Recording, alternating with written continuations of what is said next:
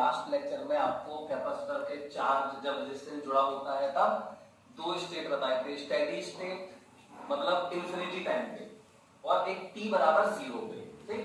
तो वो हम लोग आज पूरा क्लियर करेंगे क्या होता है। तो चलो अच्छा देखते हैं। सबसे पहले तो ये मैंने लिख दिया है साइड में, इसका जरूरत पड़ेगा आपको। जैसे मान लेते हैं एक कैपेसिटर है जिसकी कैपेसिटेंस C है, ठीक। अब हमने इसको देखो डायरेक्टली यहाँ पे एक स्विच लगा देते हैं S और ये बैटरी है V वोल्ट। अब ये कनेक्टेड है लेकिन अभी देखो स्विच ओपन है।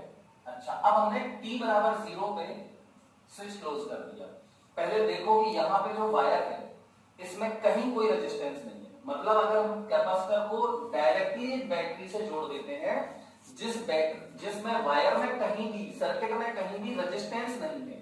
अच्छा ये बताओ रेजिस्टेंस क्या होता है? मैंने क्या बोला था, कंडक्टिंग वायर में रेजिस्टेंस क्या होता है? जब चार्ज चलता है तो उसका जो कोलिजन होते हैं, कोलिजन की वजह से अपोज होता है उसका, है ना, चलने का अपोज होता है तो उसकी स्पीड धीमी हो जाती है। और अगर इसमें रेजिस्टेंस नहीं है, मतलब अगर इस वायर में रेजिस्टेंस नहीं है मतलब कोलिजन नहीं है, और अगर कोलिजन नहीं है और आप डायरेक्ट बैटरी जोड़ दोगे तो चार्ज कैसे चलेगा? यहां भी कोई रेजिस्टेंस नहीं है तो पूरे कंडक्टर में चार्ज बहुत स्पीड से चलेगा क्योंकि उसका कोलिजन नहीं होगा। तो आपको याद होगा थर्मल स्पीड से चलेगा ये और इलेक्ट्रिक फील्ड और लग गई तो इसकी स्पीड ऑलमोस्ट 10⁻⁶ मीटर पर सेकंड की ऑर्डर की होगी, मतलब ये बहुत फास्ट भागेगा, बहुत फास्ट भागेगा। तो जैसे ही आप t बराबर 0 पे स्विच क्लोज करोगे और अगर रेजिस्टेंस नहीं है तो चार्ज भाग जाएगा एकदम से, ठीक, तुरंत भाग जाएगा, उसको चलने में टाइम ही नहीं लगेगा क्योंकि स्पीड बहुत ज्यादा है तो नेग्लिजिबल टाइम लगेगा। ऐसे यहां पे देखो आप इसको समझो, अगर हमने कैपेसिटर जोड़ दिया और डायरेक्टली बैटरी से कनेक्ट कर दिया तो यहां से आपको याद होगा प्लस Q चार्ज चलता है ना, यहां से Q चलता है, यहां पे एंटर कर जाता है। तो यहां से जो Q चार्ज चलेगा, अब सोचो वो वायर में रेजिस्टेंस ही नहीं है तो डायरेक्ट बिना कोलिजन के चलेगा तो तुरंत इस पे प्लस Q आ जाएगा और यहां तुरंत माइनस Q आ जाएगा और यहां से Q निकल जाएगा। क्लियर? तो अगर हम कैपेसिटर को विदाउट रेजिस्टेंस डायरेक्ट बैटरी से कनेक्ट करते हैं तो इस पे t बराबर 0 पर ही चार्ज आ जाएगा, इमीडिएटली चार्ज आ जाएगा, ठीक, कोई टाइम नहीं लगेगा, negligible time, tending to 0 time.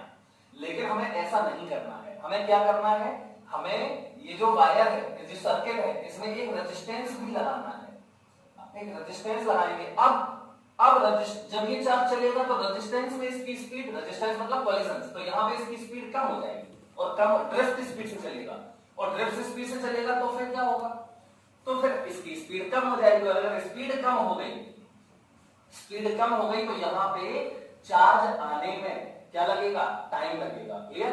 तो धीमे धीमे इस पे चार्ज आएगा, मतलब पहले प्लस Q आ गया, इस पे प्लस Q आ गया, इस पे माइनस Q आ गया t टाइम में।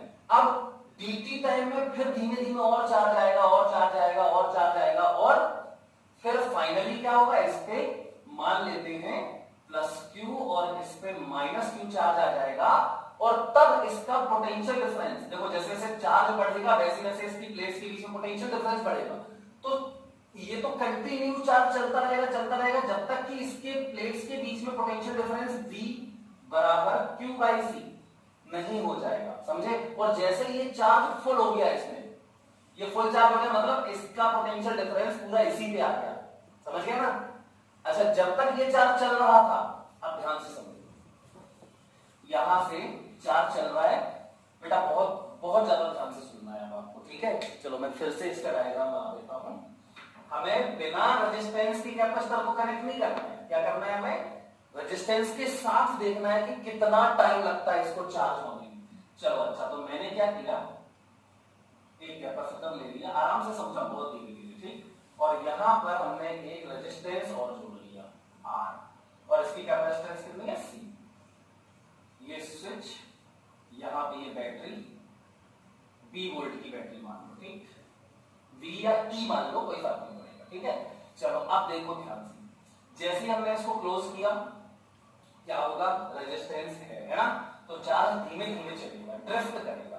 चलो तो मैंने क्या किया, धीमे धीमे चलते चलते देखो अभी चार्ज, इसमें चार्ज चल रहा है, सर्किट में चार्ज चल रहा है, इसका मतलब करंट फ्लो हो रही है I, क्योंकि चार्ज चल रहा है तो dQ/dt है ना, तो सर्किट में क्या है, करंट है, तो यहां से करंट I, यहां से I, यहां से I। अब ये अब हम करंट के बारे में सीखेंगे। देखो ये प्लस ये माइनस और इसमें चार्ज है Q, स्मॉल q चार्ज आया, अभी ध्यान से सुनना बिल्कुल। अब ये बताओ सबसे पहले तो इसका चार्ज Q है, इस प्लेट का चार्ज देखो कितना है Q। सबसे पहले हमें यही सीखना है कि I करंट क्या होती है। अच्छा ये बताओ यहां से जो चार्ज जा रहा है वो जा कहां रहा है, यहां प्लस Q इस पे डिपॉजिट हो रहा है ना, यहां माइनस Q आके और यहां से प्लस Q रिलीज हो जाता है, ऐसे तो होता है, ठीक। अच्छा अब इस देखो t टाइम पे मैंने t बराबर t पे देखा, सर्किट को स्विच को क्लोज किया t बराबर 0 पे, फिर थोड़ी देर टाइम पास हुआ, फिर हमने देखा t बराबर t पर, जनरल टाइम पे देखा तो हमने देखा भाई इसमें q चार्ज आ गया और सर्किट में अभी करंट भी फ्लो हो रही है। तो देखो यहां करंट फ्लो हो रही है तो ये प्लस ये माइनस, क्योंकि इसमें भी पोटेंशियल डिफरेंस आएगा कितना I इंटू R, ये करंट I है तो इसमें पोटेंशियल डिफरेंस है I इंटू R और इसमें पोटेंशियल डिफरेंस है देखो अभी t बराबर t पर कितना Q बाई C, सही है, और इसका पोटेंशियल डिफरेंस कितना है V। तो अब अगर हम KVL लगाएं, लगाओ KVL लगाते हैं। अच्छा चलो तो यहां से स्टार्ट करते हैं, मान लो ठीक है कहीं से भी स्टार्ट कर दो, चलो यहां से करते हैं। तो ये आ जाएगा यहां V क्रॉस किया प्लस मिला V, फिर यहां क्रॉस करूंगा माइनस का I इंटू R, फिर इसको क्रॉस किया तो फिर माइनस का Q बाई C और बराबर 0, इसका पोटेंशियल डिफरेंस क्या था Q बाई C। अब बेटा देखो ये जो पूरा पोटेंशियल था, देखो ये माइनस इसमें ड्रॉप हुआ, यहां से यहां चलो इसमें पोटेंशियल ड्रॉप हुआ, इसमें भी पोटेंशियल ड्रॉप हुआ, जब यहां से यहां तो नेगेटिव मिला मतलब पोटेंशियल ड्रॉप हुआ कितना Q बाई C, फिर यहां आए तो यहां पोटेंशियल बढ़ा कितना V। तो इसका मतलब क्या है, इसका मतलब ये है कि इसका जो पूरा पोटेंशियल डिफरेंस है वो कुछ इसमें और कुछ इसमें चला गया, क्लियर। अच्छा अब करंट तो फ्लो हो रही है, इसमें करंट तो फ्लो हो रही है, इसका मतलब अच्छा ये सर्किट कितने टाइम पे है t बराबर t पर, देखना एट t बराबर t, ये सर्किट हो गया, क्लियर। अब मैंने dt टाइम बाद देखा, कितने टाइम बाद dt टाइम, तो यहां मैं सब पूरा आपके लिए दूसरा डायग्राम बना रहा हूं सिर्फ आपको समझाने के लिए। तो एट t बराबर t प्लस dt, मैंने dt टाइम और दिया, अब देखा क्या हो रहा है, चलो देखते हैं। तो फिर से वही, ये स्विच क्लोज्ड, ये बैटरी V वोल्ट की, यहां गए रेजिस्टेंस, ठीक। अच्छा ये देखो ये प्लस माइनस और यहां से ये यहां आ गए। अब ये बताओ इस पे कितना पोटेंशियल डिफरेंस है, अब इस पे कितना पोटेंशियल, तो पहले चार्ज देखना पड़ेगा है ना। तो बेटा dt टाइम में इससे कुछ देखो t टाइम में यहां से कितना चार्ज निकला था Q, देखो इस पे आ गया Q। अब dt टाइम में dq चार्ज निकला, dt टाइम t के बाद जो dt टाइम है उसमें dq चार्ज निकला, तभी तो हम कह रहे हैं कि यहां करंट कितनी है dq बाई dt, क्योंकि करंट का हम पहले बता चुके हैं क्या होता है dq बाई dt होता है करंट, ठीक है। तो अब यहां पे मैं करंट मान लेता हूं I डैश, अब करंट I नहीं होगा, अब करंट I डैश होगा। अच्छा तो यहां पे चार्ज कितना आ गया dt टाइम में, यहां से dq चार्ज और निकला होगा, तो यहां पे देखो इस पे चार्ज आ जाएगा q प्लस dq, है ना, और यहां से dq, q तो यहां से निकल के यहां एंटर कर चुका है, अब यहां से dq निकला वो भी यहां पे एंटर कर गया, लेकिन कैपेसिटर पे कितना चार्ज आ जाएगा q प्लस dq, क्लियर। अच्छा अब यहां पे I डैश, मतलब देखो अभी इसके बाद भी क्या हो रहा होगा, अभी भी चार्ज आ रहा होगा dq बाय dt, लेकिन अब ये dq देखो एक कॉमन छोटी सी बात बताएं, ये सोचो इस पे पॉजिटिव, ये पॉजिटिव प्लेट है, ठीक है, अब इससे और भी चार्ज निकल रहा है अभी कंटिन्यू, क्योंकि करंट तो फ्लो होगी अभी, जब तक ये इसका पूरा पोटेंशियल डिफरेंस इस पर नहीं आ जाएगा तब तक करंट फ्लो होगी, क्योंकि तब तक चार्ज फ्लो होगा। और जैसे ही इसका पोटेंशियल जब इस पे इतना चार्ज आ जाएगा, इतना चार्ज आ जाएगा, मान लेते हैं कैपिटल Q या Q नॉट, मान लेते हैं Q not, small Q not, तो इस पे स्मॉल Q नॉट चार्ज आ गया और तब इसका पोटेंशियल डिफरेंस हमने देखा इसके बराबर हो गया। देखो इसका Q बढ़ता जा रहा है ना, Q बढ़ता जा रहा है तो कभी ना कभी Q बाई C इसके बराबर हो जाएगा, मतलब इसका पोटेंशियल डिफरेंस इसके बराबर हो जाएगा। तो फिर KVL लगाओ, तो फिर इसका पूरा पोटेंशियल ड्रॉप इसी में हो गया, तो फिर यहां पे कितना होगा 0, और रेजिस्टेंस में पोटेंशियल ड्रॉप कब नहीं होगा, जब करंट 0 होगी, मतलब तब सर्किट में चार्ज का आगे चलना बंद हो जाएगा और करंट 0 हो जाएगी। तो मैं बस इतना बताना देखो इस पे Q plus D Q charge आ गया, ठीक है। अब तुम और चार्ज दोगे तो अगला जो चार्ज जाएगा वो करंट को रिप्रेजेंट करेगा। आई डैश बराबर इतने के बाद फिर डी क्यू जाएगा तो D Q by D T, फिर और जाएगा तो फिर D Q by D T, clear. और फाइनली ऐसे D Q D Q D Q D Q बढ़ते बढ़ते इस पर टोटल चार्ज कितना आ जाएगा। ये चलो ये वाला डायग्राम बनाए रखो आप। अब ये फाइनल डायग्राम में बना रहा हूं, ठीक है। तो फाइनल डायग्राम या बेटा इसी में बना दे रहे हैं। ये तो टी बराबर टी पर टी प्लस डी टी हो गया, अब मैं फाइनल बना दे रहा हूं। तो फाइनली क्या होगा, फाइनली अब मैं बिठा रहा हूं, इसको बना लेना आप लोग। अब फाइनली क्या होगा, इस पे माना क्यू नॉट चार्ज आ गया, और क्यू नॉट चार्ज आ गया तो इसका पोटेंशियल डिफरेंस क्या आ जाएगा, V इसके बराबर क्यू नॉट बाई सी, और इसमें करंट I बराबर क्या हो जाएगी 0, क्योंकि तब इस पे पोटेंशियल डिफरेंस 0 आएगा, क्योंकि मैंने क्या बोला अभी, इस पे ही इतना चार्ज हो गया, इतना ज्यादा चार्ज हो गया कि इसका पोटेंशियल डिफरेंस इसके बराबर हो गया, तो केवीएल तो वैलिड हो गया। और यहां करंट 0 होनी चाहिए, क्योंकि अगर इस पे इसके बराबर है तो इस पे कहां से आ जाएगा, केवीएल गड़बड़ हो जाएगा हमारा, ठीक।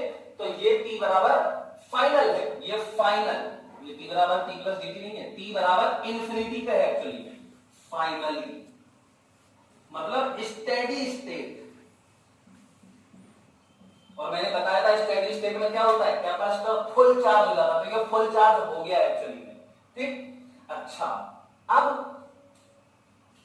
अब T बराबर 0 वाला डायग्राम कहां है। अब मैंने क्या बोला था, T बराबर 0, चलो T बराबर इसी ये भी बना लो, ये भी बना लो। अब मैं T बराबर 0 का भी इसी में बना रहा हूं। तो देखो T बराबर 0 का डायग्राम क्या होगा, ये बताओ। T बराबर 0 पर, बेटा बहुत ध्यान से सुनना, ठीक है। T बराबर 0 पर इस पे चार्ज कितना आएगा, T बराबर 0 पे स्विच क्लोज किया है और रेजिस्टेंस लगा हुआ है, तो इस पे चार्ज थोड़ी आ पाएगा। T बराबर 0 पे कुछ टाइम दोगे तब चार्ज आएगा। T बराबर 0 पे चार्ज कब आता है, जब रेजिस्टेंस नहीं होता है, याद है अभी मैंने सबसे पहले यही बताया था। तो T बराबर 0 पर इस पर Q बराबर 0 होगा, यहां पे ये T बराबर 0, तो T बराबर 0 पे इस पे चार्ज 0 है, तो इस पे पोटेंशियल डिफरेंस 0 होगा। तो फिर इसका मतलब इसका पूरा का पूरा पोटेंशियल डिफरेंस इसी में आएगा, इसमें पोटेंशियल डिफरेंस I होता है, I इंटू R, है ना।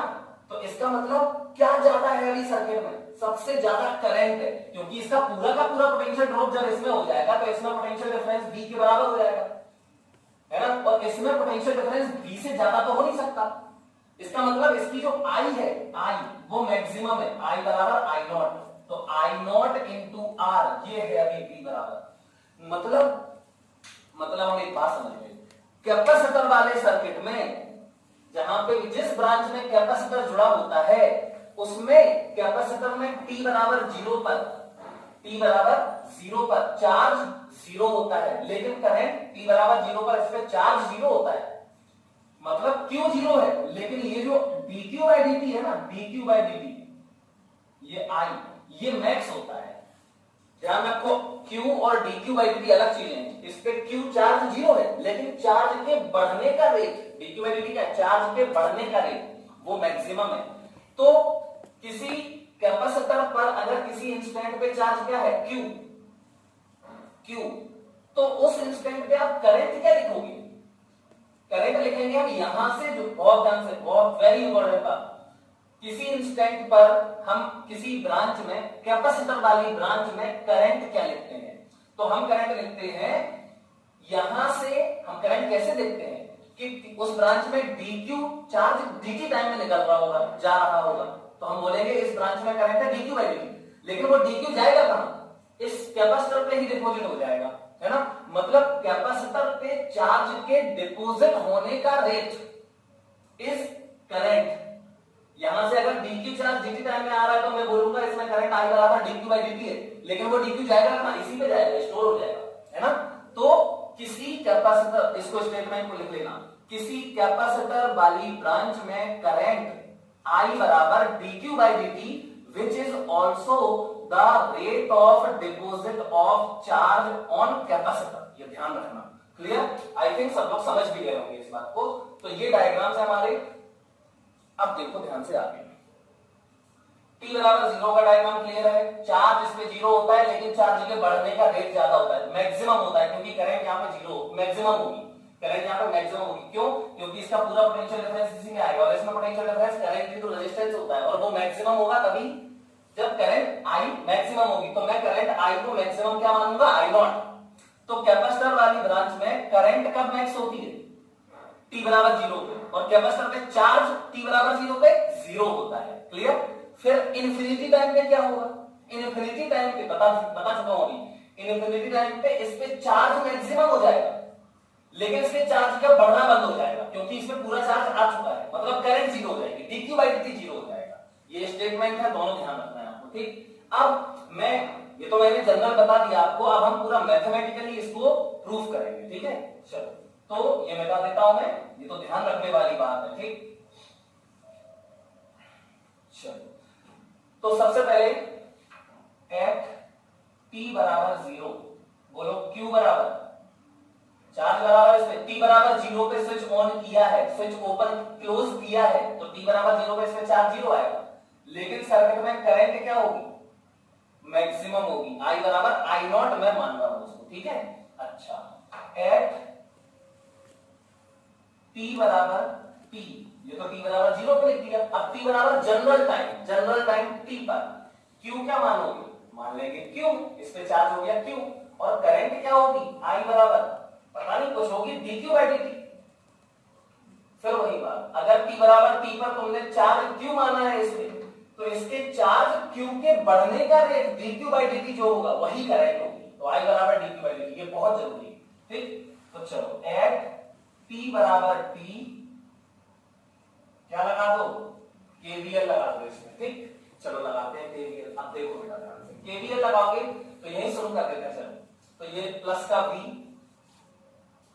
फिर यहां से प्लस माइनस, मतलब माइनस का I इंटू आर, फिर यहां क्रॉस करोगे तो माइनस का q बाई सी बराबर 0। क्लियर?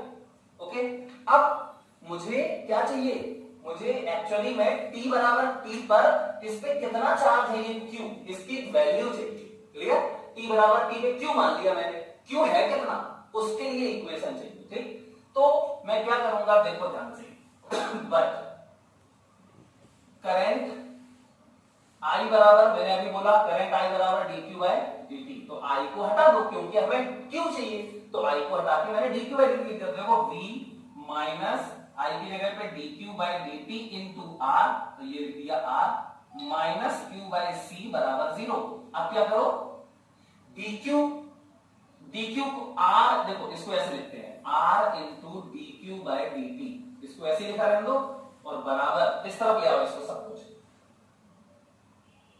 या माइनस, और minus r dq by dt यही लिखा रहने दो, इसको इस तरफ लेके आओगे तो ये बचेगा, ये आ जाएगा q by c minus v, देखो यही आएगा ना, इसका एलसीएम भी ले लो, तो ये हो जाएगा minus r dq by dt बराबर, ये हो जाएगा q माइनस cv और अपॉन c, ठीक है। अब हमें इसको q के लिए सॉल्व करना है, तो यार बड़ा सिंपल है ये तो, dq, देखो dq और dq के साथ q वाला टर्म लेके आओ, तो यहां पे देखो ये है q वाला टर्म, तो ये 1 अपॉन q माइनस cv, ठीक, इंटू dq बराबर क्या बचेगा बताओ, बराबर dt को इस तरफ लेके आ जाओ, तो ये dt हो जाएगा, और ये c और r बचा है ना, तो यहां पे ये माइनस 1 अपॉन सी आर। पहले देखो मैंने क्या किया, सबसे पहले dq और q वाले टर्म्स एक तरफ लेके आने पड़ेंगे, और dt वाला टर्म दूसरी साइड लेके जाना पड़ेगा। सबसे पहले इस बात को समझो, क्योंकि इसी के बाद तो अब सॉल्व होगा ये, है ना। तो चलो अब इसको हम सॉल्व कैसे करें, इंटीग्रेशन कितना सिंपल है, तो इंटीग्रेशन कर देते हैं। तो चलो इंटीग्रेशन किया मैंने, अब यहाँ पे c और r तो कांस्टेंट होते हैं, c थोड़ी बदलेगा, r थोड़ी बदलेगा, क्या बदलेगा, टाइम बदलेगा, t और इसका q बदलेगा, टाइम के साथ चार्ज बदलेगा, ठीक। तो यहां पर अब लिमिट लो, तो पहले तो टाइम की लिमिट बताओ, तो 0 से t। अब जहां चार्ज की लिमिट, तो 0 टाइम पे चार्ज कितना था, 0, देखो t बराबर 0 पे चार्ज बराबर 0। अब या हो सकता है ये ऑलरेडी चार्ज हो, अगर ये ऑलरेडी चार्ज है मतलब t बराबर 0 पे भी इसमें कोई चार्ज, पहले से हम कैपेसिटर चार्ज रखे थे, तो t बराबर 0 पे जो भी चार्ज होगा वो डालना पड़ेगा। लेकिन अभी हम सिंपलेस्ट केस कर रहे हैं, ठीक, हम और क्वेश्चंस करेंगे जिसमें ये ऑलरेडी चार्ज होगा, ठीक है। तो यहाँ t बराबर 0 पे चार्ज 0 है, t बराबर t पे चार्ज पता नहीं q है, यही q तो निकालना है। चलो तो इतनी बात आई थिंक सब लोग समझ गए होंगे। अब बेटा इसका ये तो लीनियर फंक्शन है, तो 1/x dx, 1/x integration dx, integration 1/x dx का ln x, तो ये हो जाएगा ln q minus c, ln q minus cv। और बेटा यहाँ पे लिमिट अपॉन में इसका डिफरेंशिएशन, तो इसका डिफरेंशिएशन करोगे तो q का डिफरेंशिएशन क्या आएगा, अपॉन में इस टर्म का डिफरेंशिएशन, तो 1 आएगा q का और माइनस cv का 0 आएगा। q का q के रिस्पेक्ट में डिफरेंशिएशन 1 आ जाएगा और cv तो कांस्टेंट है, vb कांस्टेंट, बैटरी का वोल्टेज तो कांस्टेंट होता है ना। चलो तो ये पूरा नीचे 1 आ जाएगा और यहाँ पे लिमिट डालोगे कितनी, 0 टू q, तो ये 0 टू q लिमिट डालेंगे बराबर, अब देखो ये माइनस, ये तो t आ जाएगा है ना, तो माइनस का t अपॉन c आ। चलो अब इसमें लिमिट डालो तो देखना ln, पहले q की जगह डालो q, तो ln यही आ जाएगा q माइनस c, है ना, फिर माइनस ln q की जगह डालो 0, तो ln माइनस cv आ जाएगा। ठीक, समझ में आ गई होगी बात इतनी सबको, q वैसी माइनस, ओके, और बराबर में माइनस का t अपॉन c आ। अब देखो बेटा ये ln x minus ln y, तो ये y नीचे आ जाएगा, तो ये हो जाएगा ln q minus cv upon minus cv, है ना, क्लियर। चलो बराबर माइनस t अपॉन c आ, क्लियर। चलो अब q तो 0, ओके।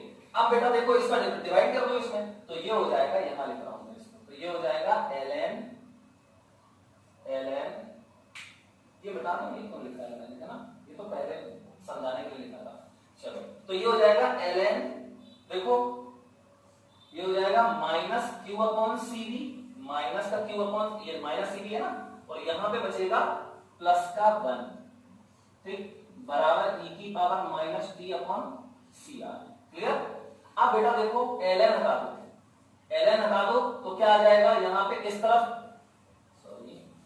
यहाँ माइनस टी बाय सी आ रहा है, ln हटा दो तो इस तरफ e की पावर आ जाएगी, तो ये minus q by c v बराबर e की power minus T by C R.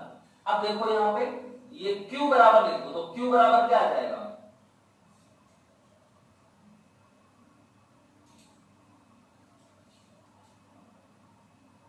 यहाँ पे +1 भी तो है, +1 बराबर, तो यहाँ पे 1 को उस तरफ लेगा, तो ये हो जाएगा, देखो ये q अपॉन सी वी बराबर निकाल दो, तो माइनस q अपॉन सी बराबर होगा e की power minus T by C r minus 1, तो ये आ जाएगा 1 माइनस e की power minus t upon c r.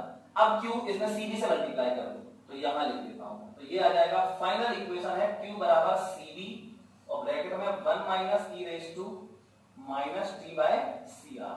देखो ये इक्वेशन बन गई, अब इस पे भी ध्यान देना पड़ेगा आपको, ठीक, बहुत अच्छी इक्वेशन है, यही हमारा एक्चुअली में फाइनल रिजल्ट भी है, लेकिन इसमें हमें एक टर्म देखना है, ये सीवी क्या है, ठीक, तो समझो इसको, बताओ अच्छा सीवी क्या है, कितना सिंपल है यार, देखना ध्यान से, मैं पूरा प्रूफ करके दिखा रहा हूं आपको।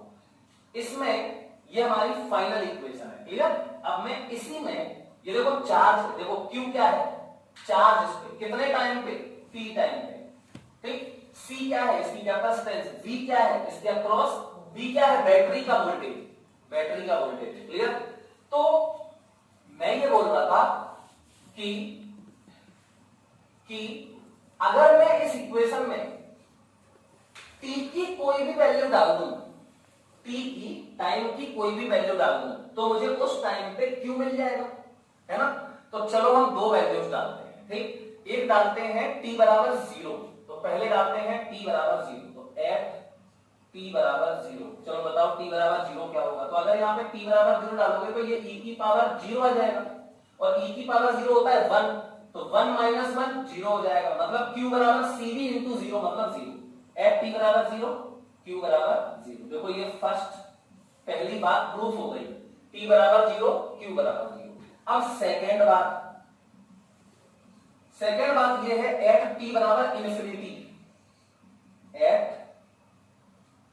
T बराबर इन्फिनिटी। चलो इसमें T की वैल्यू इनफाइनाइट डालते हैं, तो देखना Q बराबर कितना आता है, तो Q बराबर CV 1 माइनस e की पावर, देखो ये इसको लिख लो तुम 1 अपॉन, इसको लिख लो 1 अपॉन e की पावर t अपॉन सी, इसको माइनस है ना तो नीचे ले आए, तो e की पावर t, अब ये हो जाएगा e की पावर इन्फिनिटी, t की वैल्यू इन्फिनिटी डालोगे तो e की पावर इन्फिनिटी तो आएगा, और e की पावर इन्फिनिटी की वैल्यू इन्फिनिटी है ना, और e की पावर इन्फिनिटी की वैल्यू इन्फिनिटी तो 1 अपॉन फिर इन्फिनिटी मतलब 0, मतलब कि यहां पे q बराबर आएगा cv 1 माइनस 0, तो फिर q बराबर cv हो गया। अब एक बात सोचो, अगर इस पे चार्ज इनफाइनाइट टाइम पे q बराबर cv आ गया, q बराबर cv, ध्यान से सुनना, q बराबर cv, अभी इसका जो पोटेंशियल डिफरेंस है ये, अभी इसके बीच में जो पोटेंशियल डिफरेंस है वो है v डैश बराबर q अपॉन c, तो q बराबर c इंटू v डैश, इसके अक्रॉस कुछ पोटेंशियल डिफरेंस होगा v डैश, लेकिन t बराबर इन्फिनिटी डालने पे इक्वेशन में q बराबर cv आ रहा है, इसका मतलब इसका चार्ज q बराबर c इंटू इसका v, इसका v आ गया, v डैश की जगह v आ गया। इसका क्या मतलब हुआ यार, इसका मतलब ये हुआ, एक बार फिर से देख लो, यहां पे ये जो इक्वेशन लिखी थी अपन ने वो v क्या है, बैटरी का वोल्टेज है, और q बाई c क्या है, इसका पोटेंशियल डिफरेंस v डैश है, ये v डैश है, समझ गए। तो यहां पर ये t बराबर t पर पोटेंशियल डिफरेंस v डैश बराबर q बाई c है, और t बराबर इन्फिनिटी में जो q आ रहा है इसका q डैश भी मान सकते हो आप, क्या करना है, लेकिन q बराबर cv आ रहा है, इसका चार्ज इन्फिनिटी टाइम पे q बराबर cv आ रहा है, जहां v क्या है, इसका वोल्टेज है। मतलब क्या हुआ, इसका मतलब ये हो गया बैटरी का पूरा वोल्टेज इसी पे आ गया, तभी तो q बराबर cv आएगा। मतलब अब अच्छा ये बताओ, अब इस पे इससे ज्यादा पोटेंशियल आ सकता है क्या, इसका v पूरा इस पे आ गया, अब तो नहीं आ सकता ना इस पे, और इस पे कितना होगा इस इंस्टेंट पे 0, क्योंकि इसका पूरा वोल्टेज इस पे आ गया तो इस पे 0 आएगा वोल्टेज, और अगर इस पे पोटेंशियल डिफरेंस 0 है तो इसका मतलब सर्किट में करंट 0 है, मतलब dq बाई dt 0 है, क्लियर, और इस पे q मैक्स है, तो यहां इसको हम बोलते हैं here cv is maximum charge, here cv is maximum charge on capacitor, समझे, it is called q naught, it is called q naught, तो so cv बराबर q naught, इसको हम cv को q naught लिखते हैं, जो मैक्सिमम पोटेंशियल डिफरेंस कैपेसिटर पे होता है। तो फाइनल इक्वेशन यहाँ पे cv की, अब ये ध्यान रखना पड़ेगा कि q naught क्या है, cv मतलब c इंटू इसका पोटेंशियल डिफरेंस, क्लियर। तो यहां पर इस इक्वेशन को मैं फाइनली लिख रहा हूं, क्या लिखूंगा, q बराबर q naught in bracket 1 minus e raise to minus t by cr, ठीक, जहां q नॉट क्या है, maximum charge of the capacitor which will be acquired by the capacitor in infinite time at t बराबर infinity, clear. तो ये पहले तो इसको नोट करो, अब मैं इसको और एनालिसिस करूंगा। तो देखो बेटा मैं ये बिठा रहा हूं पूरा, अब हम लोग इस इक्वेशन को थोड़ा और एनालिसिस करेंगे, ठीक, चलो कर लेते हैं एनालिसिस। अभी आपको मेन रिजल्ट अब मिलेंगे, आपको सीखने को फील होगा अब आपको कि क्या क्या होता है। पहले तो कुछ नहीं किया, मैंने केवीएल लगा के जनरल एक इस कैपेसिटर पे टी टाइम पे जो चार्ज होगा उसकी इक्वेशन निकाल दी मैंने, ठीक। चलो तो ये भी मिटा देते हैं, ऐसा कोई जरूरत नहीं है, समझ रहे होंगे सब लोग इतना। तो अब देखिए, तो Q इक्वेशन आई है हमारी, Q बराबर Q naught 1 minus e raise to minus t by cr। देखो केवीएल लगा के आप हर चीज फील कर सकते हो, तो मैंने तुम्हें सारी चीजें 3-4 डायग्राम बनवाए हैं, वो केवीएल को फील कराने के लिए ही बनवाए हैं। तो चलो अब आ जाओ आगे। इस इक्वेशन में एक बात देखो, आपको पता होगा कि कभी भी e की पावर में कभी भी कोई ऐसी क्वांटिटी नहीं हो सकती जिसकी यूनिट हो, यूनिटलेस क्वांटिटीज आती है, मतलब कोई डिजिट आ सकते हैं, न्यूमेरिकल वैल्यूज आ सकती हैं यहाँ पे, ऐसा नहीं हो सकता कि ई की पावर डिस्प्लेसमेंट, समझे, ये हो ही नहीं सकता। ई की पावर टाइम, ई की पावर में टाइम आ जाए, ई की पावर टी, ये बिल्कुल गलत है, हो ही नहीं सकता। ठीक, तो यहां पर मैं ये बताना चाह रहा हूं आपको कि ई की पावर में जो लिखा है ना t upon c r, minus तो हो सकता है, लेकिन जो टी अपॉन सी आर है इसमें कोई भी यूनिट नहीं हो सकती, समझे। ये टी अपॉन सी आर पूरा यूनिट लेस होगा। क्या होगा? Unit less. अब ऐसा कब होगा? देखो जरा, टी अपॉन सी आर, यार टी तो टाइम है, तो फिर सी आर भी टाइम ही होगा, ताकि सेकंड से सेकंड यूनिट कैंसिल हो जाए। ये छोटी सी बात है, ये सबको पता भी होगी। और चलो, इसका मतलब सी आर क्या है? इसका मतलब सी आर जो है वो टाइम है। ठीक, तो सी आर टाइम है, इसको हम डिफाइन करेंगे। सी आर को हम बोलते हैं टाइम कांस्टेंट। तो हियर सी आर बराबर, इसको बोलते हैं टाउ, टाउ से रिप्रेजेंट कर देते हैं। क्या होता है ये? Time constant. ठीक, अच्छा, अब देखो ध्यान से, इसकी डेफिनेशन क्या है। ठीक, तो 1 CR ये एक टाइम कांस्टेंट है। अब मैं 2 CR लिख दूं तो ये 2 टाइम कांस्टेंट है।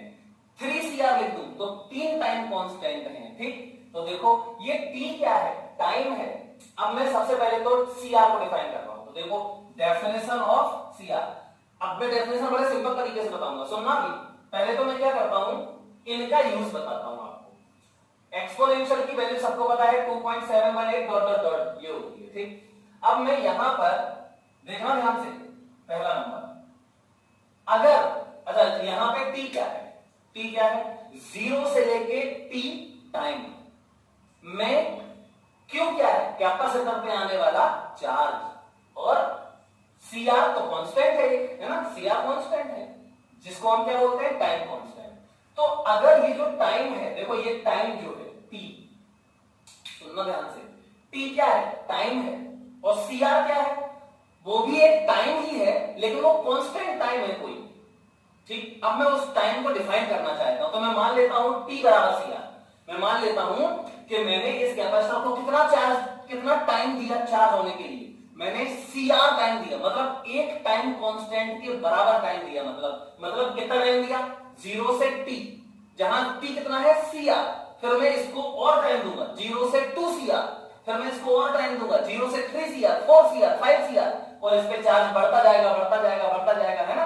ओके, तो चलो, लेट टी बराबर सीआर, मतलब 1 टाइम कांस्टेंट, 1 टाइम कांस्टेंट, मतलब ये टाइम टी जो है वो 1 टाइम कांस्टेंट सीआर के बराबर हो जाए, तो देखते हैं इतने टाइम में इस कैपेसिटर पे कितना चार्ज आएगा। चलो रख देते हैं। तो Q बराबर Q naught 1 minus e raise to, ये तो -1 हो जाएगा, टी और सी, टी बराबर सीआर है ना, -1 हो जाएगा, है ना। तो इसको हम ऐसे लिख दे रहे 1 अपॉन ई। ठीक, Q बराबर Q नॉट 1 माइनस 1 अपॉन ई बराबर Q नॉट, और देखो 1 माइनस 1, देखो मैंने सारी वैल्यू इसी लिए लिख दी है। 1 अपॉन ई की वैल्यू ये होती है 0.36, डिवाइड करके देख लेना, 1 अपॉन 2.718 ये आएगा, 1 माइनस 1 अपॉन ये आएगा। ठीक, तो Q बराबर Q naught 1 minus e raise to, ये 1 माइनस 1 अपॉन ई, इसकी वैल्यू, तो 1 माइनस 1 अपॉन ई की वैल्यू हो जाएगी 0.632, तो इनटू 0.632, इसको परसेंट में लिख दो, पहले समझो इसका मतलब क्या है। मतलब जो t बराबर t पर, मतलब 0 से t, मतलब 0 से cr टाइम तक जो इस पे चार्ज आएगा, मतलब cr टाइम में इस पर कितना चार्ज आ जाएगा? जो मैक्सिमम चार्ज होता है इस पर जो मैक्सिमम फाइनल, मतलब मान लो ऐसा समझ लो, मेरे पास रुपए बढ़ रहे हैं। ठीक, मेरे पास रुपए धीमे धीमे बढ़ रहे हैं। अब मेरे पास 1 करोड़ रुपए होंगे, लेकिन कब? इनफाइनाइट टाइम पे। फिर से सुनना, मान लो t बराबर 0 पर मेरे पास अभी कुछ नहीं है, फिर धीमे धीमे मेरे पास रुपए बढ़ रहे हैं, और इनफाइनाइट टाइम पे मेरे पास कितने रुपए होंगे? 1 करोड़। अब मुझे ये पता करना है, अच्छा मतलब मेरे पास रुपए का टाइम के साथ एक कोई रिलेशन होगा, तो वो क्या है? ये है, ये लिखा है, मतलब मेरे पास रुपए क्यू किस टाइम पे? किसी जनरल टाइम पे। Q नॉट 1 करोड़ जो मेरे पास इनफाइनाइट टाइम पे होंगे, 1 माइनस ई की power minus t upon c r. T क्या है? टाइम। कि कौन सा टाइम? जिस पर ये मेरे पास चार्ज आ गया क्यू। ठीक। और सी आर क्या है? सी आर एक कांस्टेंट है। मेरे रुपए और टाइम की इक्वेशन में कोई कांस्टेंट है, लेकिन वो कांस्टेंट भी टाइम ही है। और मैं यही देखना चाहता हूं कि ये टाइम कितना होता है। मतलब मुझे एक ईगरनेस आ गई कि यार ये वाला टाइम जो है सी आर, इतने टाइम में मेरे पास कितने रुपए आ जाएंगे, जीरो से कितना हो जाएगा, ये है। समझ गया ना? तो यहाँ पे 0.6 मतलब मैंने देखा कि टी बराबर सी आर टाइम में मेरे पास 1 करोड़ का मतलब क्यू नॉट का 0.632 टाइम्स हो जाएगा। मतलब अभी क्यू नॉट नहीं हुआ, क्यू नॉट से कम है। अगर मैं यहाँ पे 0.5 लिख दूं, इसका मतलब क्या है? क्यू नॉट का हाफ। तो इसको परसेंट में लिख देते हैं, तो Q बराबर हो जाएगा 63.2।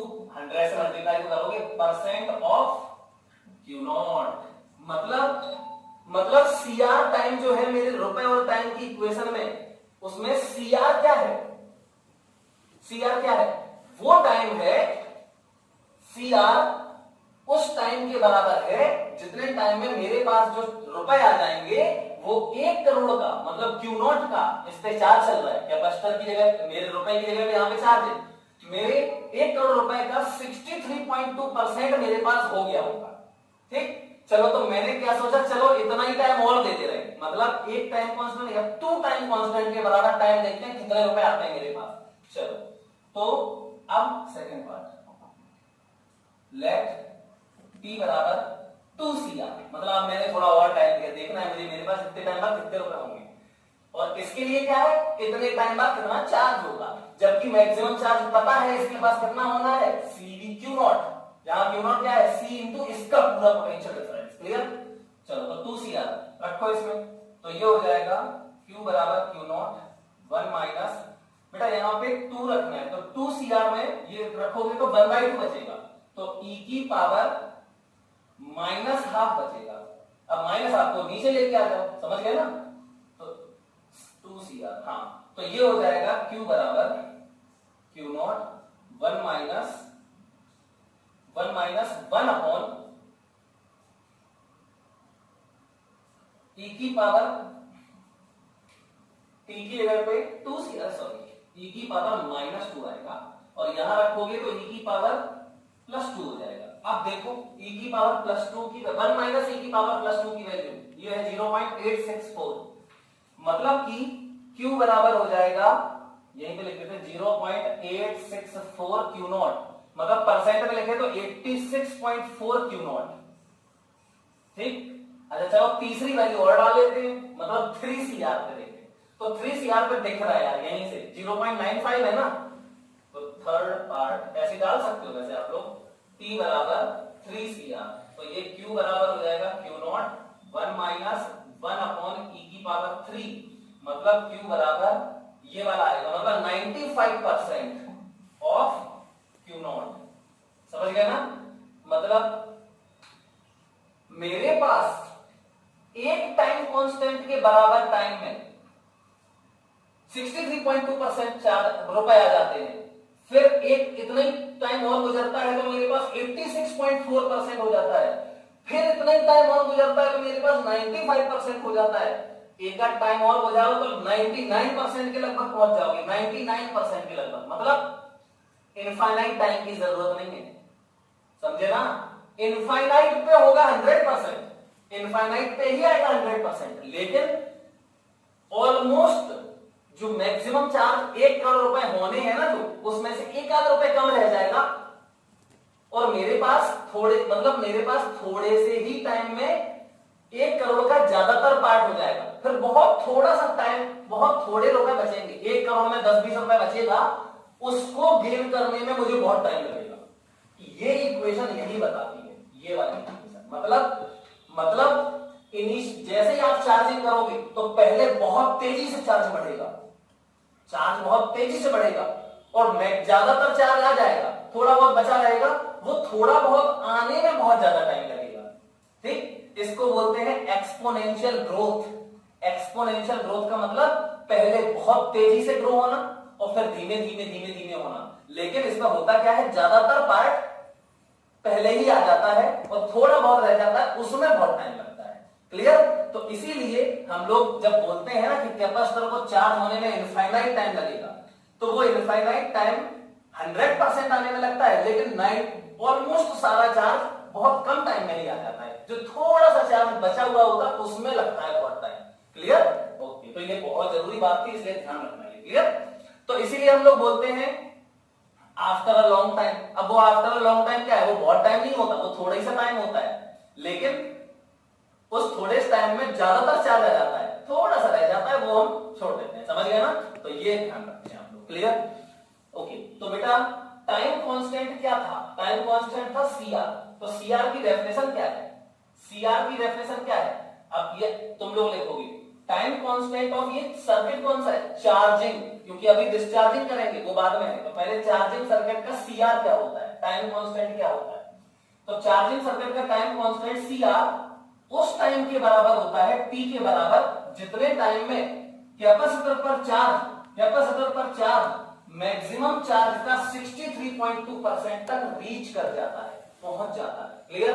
बस ये डेफिनेशन आपको लिखनी है। अब इसका ग्राफ बनाए अगर हम, ये लो, ये चार्ज, ये टाइम, ठीक। अब मैक्सिमम चार्ज ये मान लो, ये है क्यू नॉट। कितना है क्यू नॉट? सीवी। तो यहां टी बराबर 0 पे चार्ज क्या था? 0। और फाइनली इनफाइनाइट टाइम पे कितना हो जाएगा? तो ये ग्रोथ कैसे होती है? ऐसे, ठीक। ये एक्सपोनेंशियल ग्राफ है। क्लियर? और देखो ये क्यू नॉट का 63 पॉइंट यहां नहीं होगा, है ना, 0.632 क्यू नॉट यहां कहीं है, और वो इतने ही टाइम में हो जाता है। कितना है ये? टी बराबर सीआर। देखो यहां से टी बराबर सीआर पे ये चार्ज 63 पॉइंट, थोड़ा सा और आगे जाओ, थोड़ा और आगे जाओ, देखो इतना हो जाएगा, थोड़ा और आगे जाओ, ऑलमोस्ट देखो क्यू नॉट के बराबर ही हो गया। समझ गया ना? तो ये एक्सपोनेंशियल ग्रोथ का ग्राफ है। ये लिख लो आप पूरा। अब मैं मिटा रहा हूं इसको, ठीक। चलो अब देखते हैं, अब आगे सीखते हैं। थोड़ा भयंकर वाला टॉपिक है ये, इस पे बहुत ज्यादा ध्यान देना, तभी मजा आएगा। चलो ये डेफिनेशन हुई इसकी। अब इस सर्किट में करंट, पहले तो ये बताओ, कॉमन सेंस की बात है, करंट बढ़ रही है घट रही है? इसमें करंट जो है सर, ये तो चार्ज का हो गया, चार्ज का सीख लिया मैं, अब करंट का सीखना है। तो करंट का ये बताओ, ये करंट जो सर्किट में फ्लो हो रही है वो बढ़ रही है घट रही है? तो मैंने क्या बोला था, कौन ऐसे समझो, ये जब 100% चार्ज हो जाएगा t बराबर इंफिनिटी पे, तो इसमें करंट 0 हो जाएगी। चार्ज हो गया ना, और चार्ज नहीं जाएगा, मतलब dq बाई dt 0। तो इंफिनिटी टाइम पे करंट 0 होती है, इसका मतलब t बराबर 0 पे, t बराबर बताया भी है अभी, t बराबर 0 पे करंट मैक्सिमम होती है। इसमें लिखा भी था मैंने जब इसका मैं डेरिवेशन कर रहा था तब। तो करंट कैसे निकालें हम? तो देखो बड़ा सिंपल है यार, current in the circuit, circuit मतलब कैपेसिटर वाली ब्रांच, क्योंकि अभी बहुत सारे कैपेसिटर लगेंगे, तमाम रेजिस्टेंस लगेंगे, ठीक। चलो तो ये capacitor current in the circuit कैसे निकालें? तो I बराबर हम जानते हैं dq बाय dt। अब ये बताओ, ये Q जो है, इसमें dq क्या है? dq है कैपेसिटर की प्लेट पर dt टाइम में जमा होने वाला चार्ज, मतलब इसका चार्ज बढ़ रहा है, इसलिए dq बाय dt पॉजिटिव होगा। समझ गए? क्लियर? dq क्या लिखोगे? अच्छा ये सोचो, dq को लिखोगे फाइनल चार्ज, मतलब टाइम t प्लस dt पर चार्ज कितना होगा? q plus dq। और t टाइम पे चार्ज कितना होगा? q। तो फाइनल वाला ये है और इनिशियल वाला ये, dt टाइम में देखना है। तो dt टाइम में बढ़ा या घटा?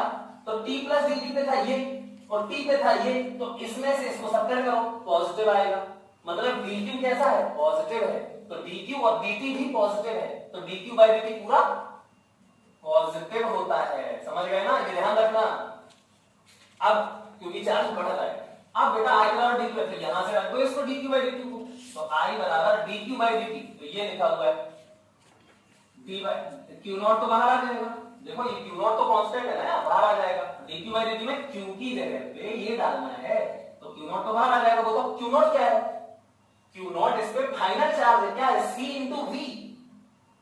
क्यू क्या है, क्यू नॉट क्या है, सी इंटू इसका पोटेंशियल डिफरेंस भी, वो तो दोनों कांस्टेंट है ना, फाइनल तो जो होना है वो तो फिक्स्ड है, बीच वाला चार्ज बदल रहा है, समझ गए ना। तो आई बराबर क्यू नॉट बाहर 1 का 0 minus e raise to minus t upon c r का e की power minus t upon c r into minus t upon c r का माइनस 1 अपॉन सी आर, क्योंकि t का तो 1 हो जाएगा, समझ गए, ये डिफरेंशिएशन हो गया।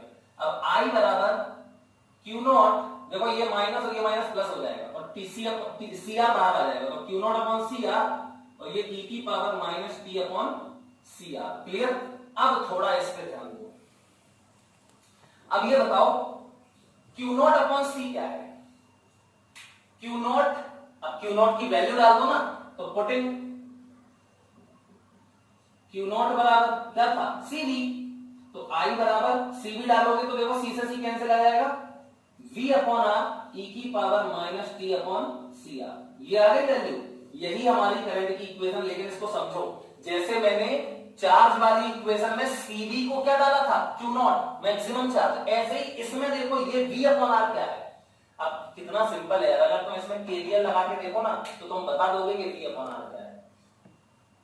v अपॉन आर इसमें करंट है मैक्सिमम, सोचो इसमें करंट कितनी होगी, इसमें करंट होगी इसका पोटेंशियल डिफरेंस अपॉन रेजिस्टेंस, इसका पोटेंशियल डिफरेंस अपॉन रेजिस्टेंस, ठीक है ना। तो ये v अपॉन आर एक्चुअली में करंट होगी कब, ये करंट ही हो सकती, क्योंकि ये तो कोई टर्म ही नहीं है, ये कुछ नहीं है, ये तो कोई न्यूमेरिकल वैल्यू होगी बस, समझे ना। तो v अपॉन आर क्या है, ये करंट ही होगी, आई करंट बराबर करंट, ऐसा थोड़ी करंट बराबर टाइम आ जाए, और ये कुछ है नहीं, इसमें कोई यूनिट नहीं होती है, इसका मतलब ये करंट ही है। तो यहाँ पे करंट की वैल्यू v अपॉन आर कब आएगी यार, मतलब अब इसके अक्रॉस पोटेंशियल डिफरेंस क्या होना चाहिए, v। तो एक काम करते हैं, t बराबर 0 पे लगाओ केवीएल, t बराबर 0 पे इसमें केवीएल लगाओ, अभी समझ में आ जाएगा। t बराबर 0 पे अगर तुम केवीएल लगाओगे तो इसमें तो कुछ पोटेंशियल डिफरेंस होगा नहीं, क्योंकि t बराबर 0 पे तो चार्ज ही नहीं होगा, इसका मतलब ये पूरा पोटेंशियल डिफरेंस इसमें आएगा, है ना। तो v पोटेंशियल डिफरेंस इसमें आ जाएगा, तो इसमें करंट कितनी होगी, मतलब इसका पोटेंशियल डिफरेंस v बराबर करंट i इंटू आर, तो फिर i बराबर v अपॉन आर, और ये i मैक्सिमम है, मैक्सिमम है क्योंकि इसका पूरा पोटेंशियल डिफरेंस इस पे आ गया, तो फिर इसकी करंट ऑफ कोर्स मैक्सिमम होगी, क्योंकि जब पोटेंशियल डिफरेंस, इसका पोटेंशियल डिफरेंस इससे ज्यादा तो हो ही जाएगा, है ना। तो मैक्सिमम आ गया, इसका मतलब करंट मैक्सिमम है। तो यहां पर हियर v अपॉन आर बराबर आई नॉट, मतलब मैक्सिमम करंट, और ये कब होगी, मैक्सिमम करंट एट, याद करो t बराबर 0, अभी तो बताया t बराबर 0, जब इस पे चार्ज नहीं होगा। तो फिर इसकी फाइनल इक्वेशन जो करंट की बनेगी वो होगी I बराबर आई नॉट, v बाई आर की जगह पे आई नॉट, और q बाई सी, वो q नॉट बराबर cv, ये ध्यान रखना है, तो I not e raise to minus T by C R. ये इक्वेशन हो गई सर्किट में करंट की। तो अब करंट क्या हो रही है, करंट डिक्रीज हो रही है, t बराबर 0 पे रखो, इसको देखो रख के देख लो, एट t बराबर 0 रखो, t बराबर 0 रखोगे तो यहाँ t 0 हो जाएगा, मतलब 1 आ जाएगा, t बराबर 0 पे i बराबर आई नॉट, मतलब मैक्सिमम, ठीक। और एट t बराबर इंफिनिटी, तो एट t बराबर इंफिनिटी रखो, तो i बराबर आई नॉट अपॉन, देखो e की पावर इंफिनिटी, मतलब कितना, इंफिनिटी, सॉरी ये इंफिनिटी हो जाएगा, तो बराबर 0, क्लियर। तो t बराबर इंफिनिटी पे करंट 0 हो जाती है, ब्लॉक हो जाता है, यही मैंने कल के लेक्चर में आपको सिखाया था लास्ट में। और t बराबर 0 पर करंट मैक्सिमम होती है, तो t बराबर 0 पर करंट मैक्स होती है, इसमें पोटेंशियल डिफरेंस 0 होता है, इसलिए हम इसको सीधा वायर से रिप्लेस कर देते हैं, t बराबर 0 पे कैपेसिटर को सीधे वायर से रिप्लेस कर देते हैं, और t बराबर इंफिनिटी पे ये करंट फ्लो नहीं होने देगा, क्योंकि ये फुल चार्ज हो जाता है ना। तो हम इसको ओपन स्विच से रिप्लेस करते हैं, किससे, ओपन स्विच से। तो आई थिंक आप लोग इस बात को जरूर समझ गए होंगे। अब हम लोग थोड़ा सा और आगे बढ़ते हैं। देखो ये सबसे पहले जरूरी है, तो ये करंट की इक्वेशन आ गई हमारी। अब इसका करंट का ग्राफ भी बना लो, तो ये लोग करंट का ग्राफ बना दे रहे हैं। करंट का ग्राफ बना लेंगे। देखना ये करंट और ये टाइम।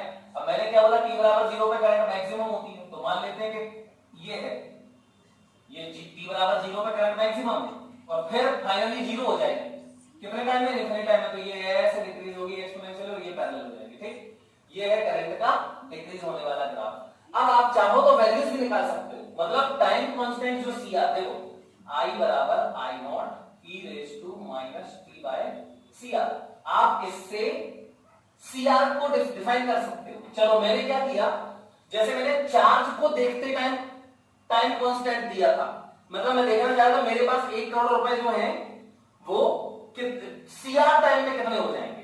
ऐसे ही मैं, अब करंट है, मान लो कोई चीज है मेरे पास, कोई चीज डिक्रीज हो रही है, मेरे पास अभी मैक्सिमम है कोई चीज और फिर डिक्रीज हो रही, तो मैं देखना चाहता हूं कि कितने टाइम में कितनी डिक्रीज हो रही, तो मैं CR टाइम में देखना चाहता हूं कि करंट इस सर्किट में कितने डिक्रीज हो रही है।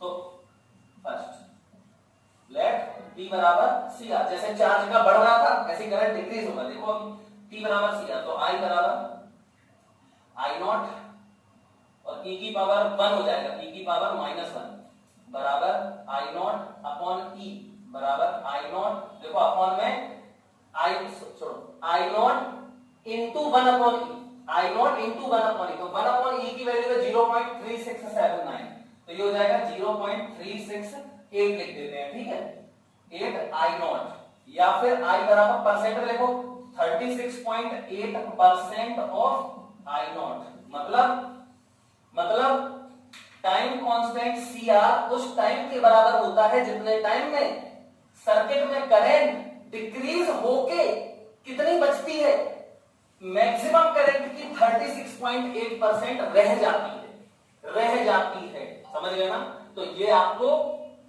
डेफिनेशन लिखनी है। और ये अब ग्राफ में देखो, इसको रिप्रेजेंट करें तो यहां पे मान लो ये t बराबर CR है, ये t बराबर CR है, तो इसमें ये करंट देखो ये वाली बची, कितनी बची 0.368 I नॉट।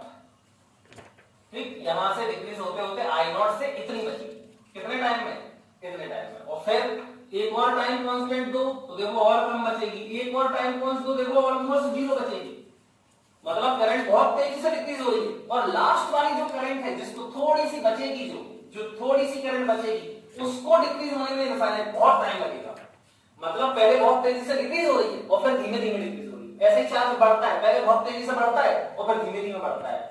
क्लियर, तो ये हमारा चार्जिंग सर्किट पूरा हो गया है। अभी हम डिस्चार्जिंग सीखेंगे, लेकिन अभी नहीं, डिस्चार्जिंग बिल्कुल बाद में। पहले अभी हम पूरा चार्जिंग के बारे में क्वेश्चन सीखेंगे इसके। तो चलो मैं ये मिटा रहा हूं।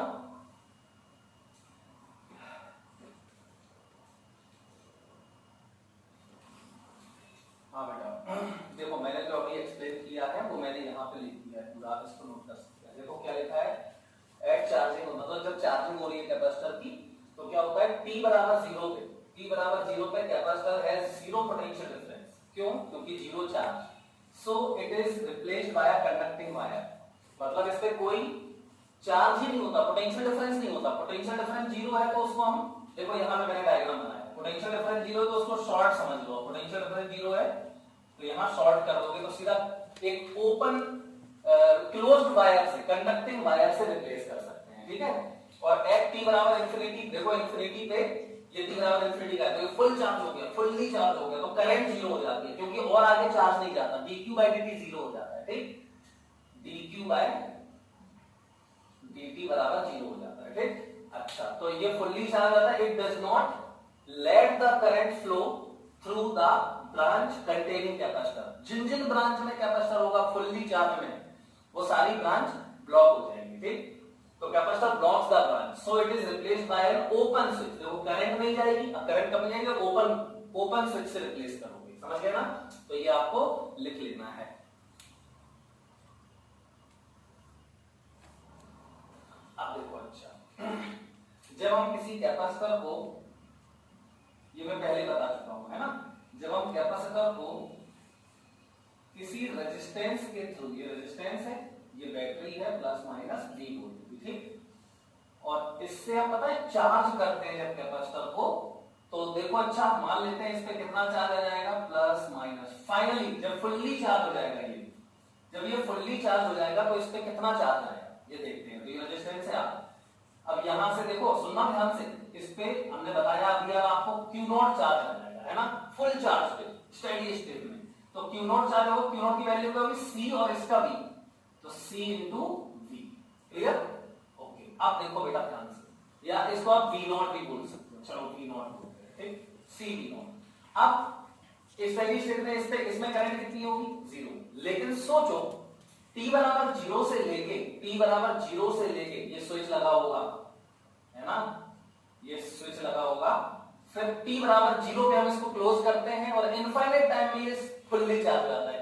तो 0 से इंफिनिटी तक के बीच में तो यहां करंट फ्लो हो रही थी ना, इनफिनिटी जब ये फुल चार्ज हो गया तब करंट 0 हो गई, लेकिन बीच में तो 0 से इंफिनिटी टाइम तक इसमें करंट फ्लो हुआ है।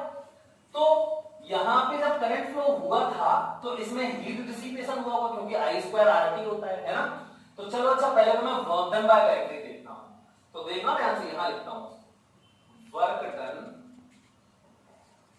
बाय बैटरी पूरे प्रोसेस में। तो work done by battery W battery बराबर क्या होता है, सिंपल, यहां से Q0 चार्ज होता है तो Q0 इंटू इसका V0, Q0 इंटू V0, और Q0 की जगह पे क्या लिख सकते हो, C V0, तो C इंटू V0, सही है, और इंटू ये वाला V0, तो क्या आ गया देखो, C V0 स्क्वायर। क्लियर? तो वर्क डन बाय बैटरी हमारा हो गया C V0 स्क्वायर। अच्छा, मतलब इसको चार्ज करने में इसने कितना वर्क किया, C V0 स्क्वायर। अच्छा अब ये बताओ इसमें एनर्जी स्टोर्ड कितनी है, तो देखो एनर्जी स्टोर्ड इन कैपेसिटर, तो U बराबर यार हाफ C V स्क्वायर होता है ना, तो half C into V0 square, half C into V0 square, ये भी सही है। Clear? Work done by battery देखो C V0 स्क्वायर, और इसमें energy store half C V0 square, मतलब आधा वर्क कहां गया इसका, इसमें वर्क किया इतना और आधा ही इसमें डिपॉजिट हुआ एनर्जी बीच में, तो आधा कहां गया, इसमें हीट में डिसिपेशन हो गया। अब ये आधा ही क्यों हुआ, तो इसका हम प्रूव कर सकते हैं, ये माइनस ये फॉर्मूला भी है अपने पास, क्या होता है, वर्क डन बाय बैटरी बराबर डेल्टा यू प्लस हीट, तो उस हीट बराबर work done by battery minus delta U, तो माइनस डेल्टा यू से ये माइनस ये क्या आएगा, हाफ C V0 स्क्वायर। लेकिन इसको हम हीट के फॉर्म से, हीट के फॉर्मूले से प्रूव भी कर सकते हैं। तो चलो देखते हैं, मान लेते हैं अब ये डायग्राम मैं मिटा रहा हूं, ठीक है, ये वाला डायग्राम मैं मिटा रहा हूं, सुनना ध्यान से, ये डायग्राम तो मैंने मिटा दिया, ये मिटा दिया। अब मैं ये डायग्राम स्टेडी स्टेट का था, अब मैं किसी जनरल टाइम का निकाल रहा हूं, t बराबर t पे लिख रहा हूं, तो t बराबर t पे तो ये करंट फ्लो हो रही होगी ऐसे, है ना, तो करंट फ्लो हो रही होगी, तो इसमें मान लेते हैं कि dt टाइम में इस इंस्टेंट t बराबर t पे करंट आई थी, तो dt टाइम में कितनी हीट फ्लो होगी इसमें, तो इन dt time heat dissipated in capital R, तो वो dH मान लो, dH मान लिया, थोड़ी सी हीट प्रोड्यूस होगी dH, या डेल H मान लो, ठीक, तो dH मान लिया। चलो तो dH बराबर क्या होता है, I square R into dt, I square R t होता है, लेकिन dt टाइम है तो I square R dt, but I बराबर क्या होता है, I बराबर तो हमने अभी इसका चार्जिंग वाला सर्किट है, ये चार्ज होता है, तो मैंने अभी सीखा था I बराबर I naught I naught e raise to minus t upon CR, ठीक, और I नॉट, अब I नॉट का देखो ये भी तो ध्यान रखना है, I नॉट कब होता है इसमें, इस सर्किट में I बराबर I नॉट कितना होता है, I नॉट होता था t बराबर 0 पे, कितना, जब इस पे चार्ज 0 होता है, तो इसमें इसका पोटेंशियल डिफरेंस पूरा इसी में आ जाता है, तो इसमें V not upon R, I not की वैल्यू क्या है, तो I बराबर V नॉट अपॉन R, ये तो ध्यान रखना पड़ेगा आपको, और इनटू e की power minus t by CR। चलो इसको हम डाल देते हैं इसमें, तो ये dH बराबर देखना क्या आएगा, dH बराबर आ जाएगा I स्क्वायर, मतलब इसका V not square upon R square, और e की पावर इसका भी स्क्वायर है, तो ये माइनस 2t अपॉन CR हो जाएगा, ठीक, सही, स्क्वायर तो है ये 2 पावर 2 आ जाएगी, और इंटू आर इंटू dt। ठीक, देखो आर से ये स्क्वायर कैंसिल हो जाएगा। तो अब h बराबर निकालो, तो यहाँ v not square upon r तो बाहर रहेगा, r से स्क्वायर कैंसिल हो जाएगा, और इसको इंटीग्रेट कर दो, किसको, इस वाले टर्म को, तो ये e की power minus 2t upon cr dt, और लिमिट टाइम की लिमिट, तो कितना चार्ज, ये जो जीरो से लेके फुल्ली चार्ज तक कितना टाइम लगा, इन्फिनिटी टाइम, तो जीरो से इनफाइनाइट की लिमिट लोगे, तो बराबर, देखो इसको सॉल्व करते हैं, तो v not square upon r, और इसका इंटीग्रेशन हो जाएगा e की power minus 2t upon cr, और अपॉन में इसका डिफरेंशिएशन होता है माइनस 2t अपॉन cr का, है ना, तो ये हो जाएगा माइनस 2 अपॉन cr। क्यों, क्योंकि t का तो 1 हो जाएगा, और यहाँ लिमिट 0 टू इंफिनिटी। ठीक, चलो अब इसको थोड़ा और सॉल्व कर लेते हैं, ये मैं मिटा देता हूं, बराबर t बराबर t लिख दिया है, तो यहाँ पे देखो ये cr जो है ऊपर जाएगा, तो और ये माइनस है, तो माइनस 2 नीचे आ जाएगा, r से r कैंसिल हो जाएगा, तो minus half c v not square, और इसमें लिमिट डालो, तो इसमें लिमिट डालो, तो ये आ जाएगा e की पावर, पहले तो e की पावर देखना, e की पावर इसको पहले नीचे लेके आ जाओ, देखो देखो मैं डायरेक्ट लिख रहा हूं, 1 अपॉन e की पावर लिख दो इसको, तो प्लस हो जाएगी पावर, और इन्फिनिटी डाल दो, तो e की पावर इन्फिनिटी आ जाएगा। ठीक, और फिर माइनस, फिर डालो 0, तो e की पावर 0 तो 1 होता है, क्लियर, और ये e की पावर इन्फिनिटी क्या होगा, ये होगा, ये हो जाएगा e की पावर इन्फिनिटी होता है इन्फिनिटी, तो 1 अपॉन इन्फिनिटी हो जाएगा 0, तो माइनस 1 बचेगा, तो माइनस 1 से मल्टीप्लाई कर दो, देखो हीट बराबर कितना आ गया, half c v not square. Clear, तो हमने देखा कि हाफ c नॉट कैसे भी निकल रहा था, वोल्टन by battery minus potential energy, half c v not square आ रहा था, लेकिन हमने प्रूफ भी कर लिया इसको। तो हमने सीखा क्या, रिजल्ट समझ लो कि जब भी कैपेसिटर्स ऑलरेडी डिस्चार्ज्ड हो, ऑलरेडी कोई चार्ज ना हो उनमें, तो work done by all the batteries जितना होता है उसका आधा हीट में डिसिपेशन हो जाता है, और आधा कैपेसिटर्स में एनर्जी के फॉर्म में स्टोर हो जाता है, आधा ही होता है, लेकिन तभी होता है जब ऑलरेडी कैपेसिटर्स पे चार्ज ना हो, और पूरे जीरो से लेके स्टेडी स्टेट तक के लिए वैलिड है, जीरो से लेके किसी टाइम तक के लिए वैलिड नहीं है, जीरो से t तक के लिए वैलिड नहीं है, समझ गया ना, तो ये ध्यान रखना है।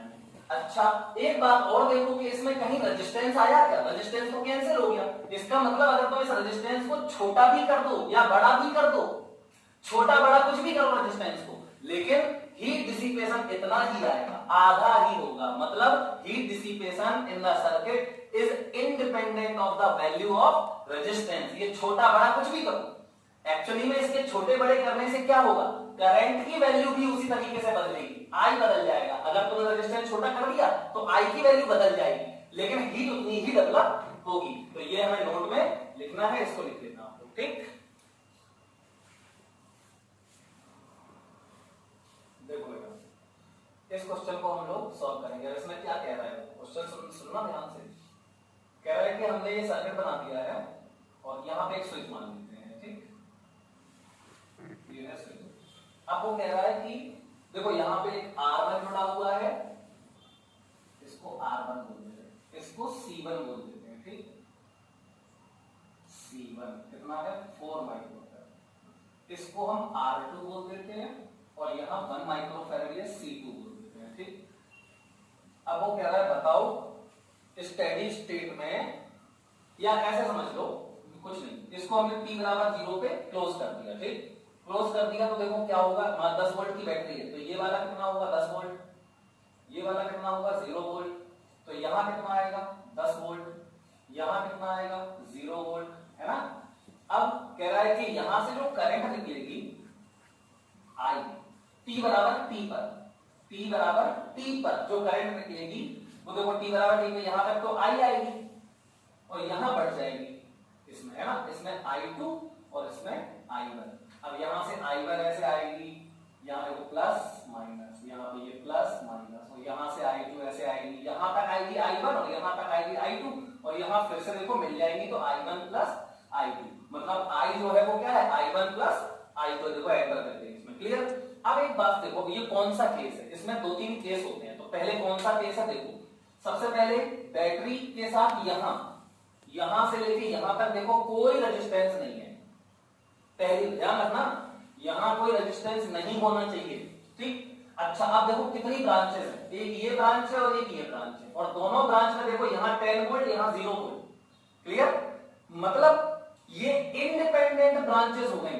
ये समझ लो कि ऐसा हो गया, ये बैटरी ऐसे ऐसे ये कनेक्टेड है और ये ऐसे अलग कनेक्टेड है। मतलब हम इसको दो सर्किट्स में तोड़ सकते हैं, समझ गए ना। लेकिन कब तोड़ सकते हैं ये ध्यान रखो, जब यहां पे रेजिस्टेंस ना हो। तो पहला केस कौन सा है, जब बैटरी सोर्स के साथ यहां कोई रेजिस्टेंस ना हो। 2-3 टाइप के डायग्राम होते हैं, बस इससे ज्यादा डायग्राम नहीं बनते हैं, ठीक। तो यहां कोई रेजिस्टेंस ना हो, प्लस दोनों ब्रांचेस जो हैं, ये दोनों ब्रांचेस जो हैं इनमें देखो इसमें रेजिस्टेंस जुड़ा है, इसमें कैपेसिटर जुड़ा है, इसमें रेजिस्टेंस है, इसमें कैपेसिटर है, ठीक। तो हम दोनों ब्रांचेस को अलग अलग कर सकते हैं, क्योंकि यहां देखो 10 वोल्ट यहां 0 वोल्ट, ये तो इसमें यहां से कोई फर्क तो पड़ेगा नहीं। ये 10 वोल्ट है तो यहां भी 10 वोल्ट का पोटेंशियल डिफरेंस होगा ना। तो आप ये समझ लो कि ये ब्रांच अलग बैटरी जुड़ी है, मतलब ऐसे ये 3 ओम और ये 4 माइक्रोफैराड। क्लियर? अब वो कह रहा है कि ये बैटरी से अलग जोड़ दो इसको, बिल्कुल सिंपल है। ये 10 वोल्ट की बैटरी कह रहा है, इसमें बताओ करंट कितनी होगी, I1। तो बता देंगे तुरंत। अब इक्वेशन हमें पता है, चार्जिंग हो रहा है तो I बराबर क्या होता है, I बराबर मतलब I बराबर होता है, तो I की जगह I1 लिख दो। तो I बराबर I01, मतलब इसमें जो मैक्सिमम करंट होगी I01 और e raise to minus t upon टाउ1। टाउ1 मतलब इसका time constant c into R, ठीक। तो यहाँ पे I1, चलो पहले तो इन दोनों की वैल्यू लिख लेते हैं। तो पहले बताओ टाउ1 क्या होगा, तो टाउ1 हो जाएगा c इंटू आर, तो c1 इंटू r1 बराबर 3 इंटू 4, 3 इंटू 4 और यूनिट इसकी माइक्रोफैरेड है, ये ध्यान रखना है। तो यहाँ पे वो हम ध्यान रखेंगे, ठीक। तो ये माइक्रो सेकेंड हो जाएगा, मतलब 12 माइक्रो सेकेंड आएगा, ठीक। टाइम है ना, ये टाइम होता है ना ये। तो यहाँ पे चलो ये तो हो गया। I01 बताओ, मतलब इसमें मैक्सिमम करंट। तो इसमें मैक्सिमम करंट कब होती है, पहले ये बताओ। जब इसका पूरा वोल्टेज इस पे होता है। वो कब होगा, जब इस पे वोल्टेज 0 होगा, और वो कब होगा, t बराबर 0 पे, है ना। तो t बराबर 0 पे जो मैक्सिमम करंट होगी वो होगी इसका पूरा वोल्टेज इस पे आ जाएगा। तो I01 बराबर हो जाएगा 10/3, ठीक। समझ गए? तो इसकी इक्वेशन देखो, आप इसमें I1 लगा सकते हो। तो I1 बराबर हो जाएगा 10/3 e raise to minus t upon टाउ1 मतलब 12। देखो ये इक्वेशन बन गई इसकी, कितना सिंपल है यार। करंट की इक्वेशन खत्म। ऐसे ही दूसरे ब्रांच की लिख सकते हो, बिल्कुल सिंपल सर्किट ऐसे ही बना दो इसका। तो इसका रेजिस्टेंस है देखो 1 ओम और कैपेसिटर है 1 माइक्रोफैराड, ठीक। और यहाँ पे ये 10 वोल्ट की बैटरी, इसका करंट I2। अब फिर से वही यही इक्वेशन इसी में मैं डायरेक्ट डाल रहा हूं। तो इसका टाउ2 क्या होगा, C2 इंटू R2। तो C2 है 1 इंटू 1, मतलब 1 माइक्रो सेकेंड। और इसका I02 मतलब मैक्सिमम करंट क्या होगी, तो जब इसका 10 वोल्ट 1 पे आ जाएगा तो 10/1 बराबर 10 एम्पियर। क्लियर? चलो तो अब ये I02 हो गया। अब वो कह रहा है कि टोटल करंट बताओ। तो टोटल करंट सिंपल है, I बराबर I1 प्लस I2। तो I बराबर हो जाएगा, वो लिखा है देखो 10/3 e raise to minus t upon 12 plus 10 e raise to minus t by 1 इसकी टाउ, ठीक। समझ गए ना। इसकी करंट I0 I2 ऐसे लिख दोगे ना, ऐसे इक्वेशन डाल के, तो ये आ जाएगी। तो देखो इस तरीके से हमने क्या कर दिया, पूरे ये वाली करंट बता दी, ये वाली करंट बता दी, ये वाली करंट बता दी, ठीक। अब वो कहे तुम बताओ इस पे मैक्सिमम चार्ज कितना होगा। तो इस पे मैक्सिमम चार्ज कब होगा, जब इसकी करंट 0 हो जाएगी, इंफिनिटी टाइम पे। तो इंफिनिटी टाइम पे इसकी करंट 0 हो जाएगी, मतलब ये 10 और ये 0, मतलब 10 वोल्ट का पोटेंशियल डिफरेंस इस पे नहीं आएगा, इस पे आ जाएगा पूरा। तो इसका मैक्सिमम चार्ज होगा कितना, Q बराबर Q0 बराबर C1 इंटू 10। क्लियर? ऐसे इसका मैक्सिमम चार्ज लिख सकते हैं C2 into 10। Clear? Micro coulomb में आएगा। ओके। अब तुमसे कोई कहे चार्ज की इक्वेशन बता दो, तो ये तो मैंने करंट की इक्वेशन बता दी दोनों, इतना नोट कर लो, ठीक है। अब कोई कहे तुमसे, चलो अब मैं तुमसे कहता हूं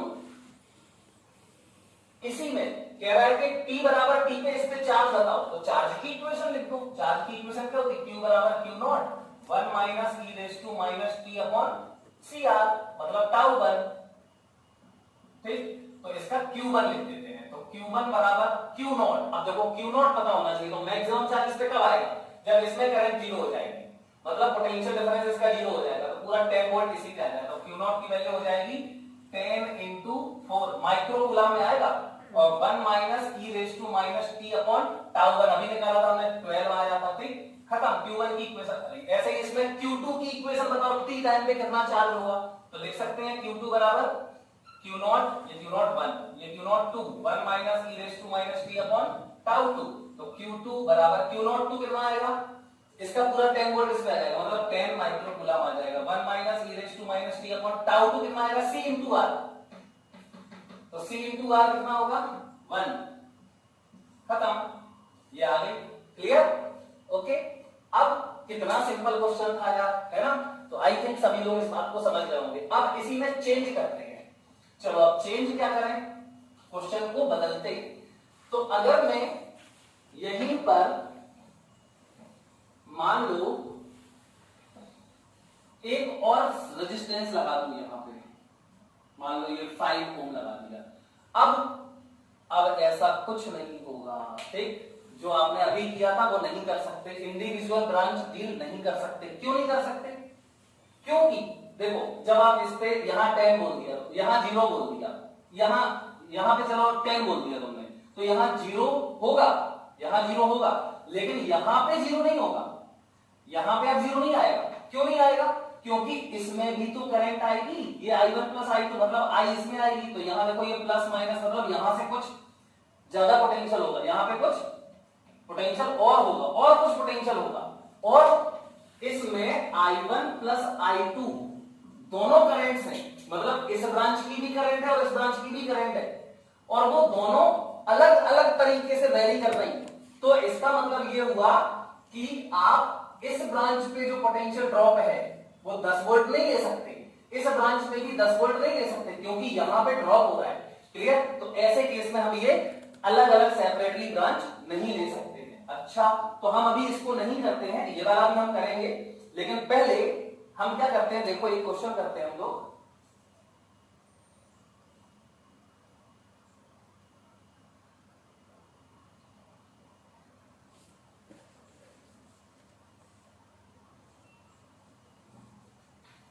देखो क्या करते हैं, इस वाले कैपेसिटर को हटा देते हैं। ठीक, सारे केस करेंगे अपन लोग, ठीक है? ध्यान से सुनते जाना सभी तुम लोग। तो अब क्या करो,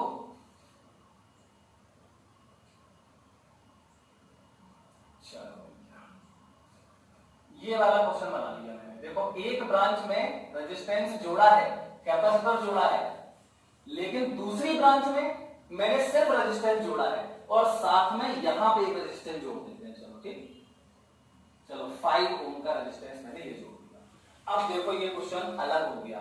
ठीक, ऐसा क्वेश्चन हम लोग कैसे करें? अगर तुम ये क्वेश्चन समझ गए तो आप सारे क्वेश्चन कर लोगे, कहीं कोई दिक्कत नहीं होगी। ठीक, चलो देखते हैं। तो इसमें सबसे पहले तो यहां पे देखो ये 10, यहां पे ड्रॉप होगा पोटेंशियल, है ना? तो पता कर लेते हैं कितना होगा। तो यहां से करंट भेजी मैंने आई। अच्छा, क्वेश्चन क्या है पहले ये बताओ। क्वेश्चन ये है कि इस ब्रांच में और इस ब्रांच में जो करंट्स जा रही है उनकी इक्वेशन लिखो टी टाइम पे, और जो बैटरी से करंट निकल रही है उसकी भी इक्वेशन लिखो टी टाइम पे, बदलेगी क्योंकि टाइम के साथ साथ। ठीक, अच्छा अब देखो, इस ब्रांच की भी बदलेगी और इस ब्रांच की भी बदलेगी, क्योंकि जब इस ब्रांच की बदलेगी, ऐसे समझो, देखो यहां से आई करंट आई, इसमें चली गई, मान लेते हैं i1, इसमें i1 भेज दी मैंने, तो ये प्लस माइनस, ये तो बहुत जरूरी है। यहां पे चली गई कितनी, अब यहां i1 चली गई, i आ रही तो यहां चली जाएगी i माइनस i1, खत्म।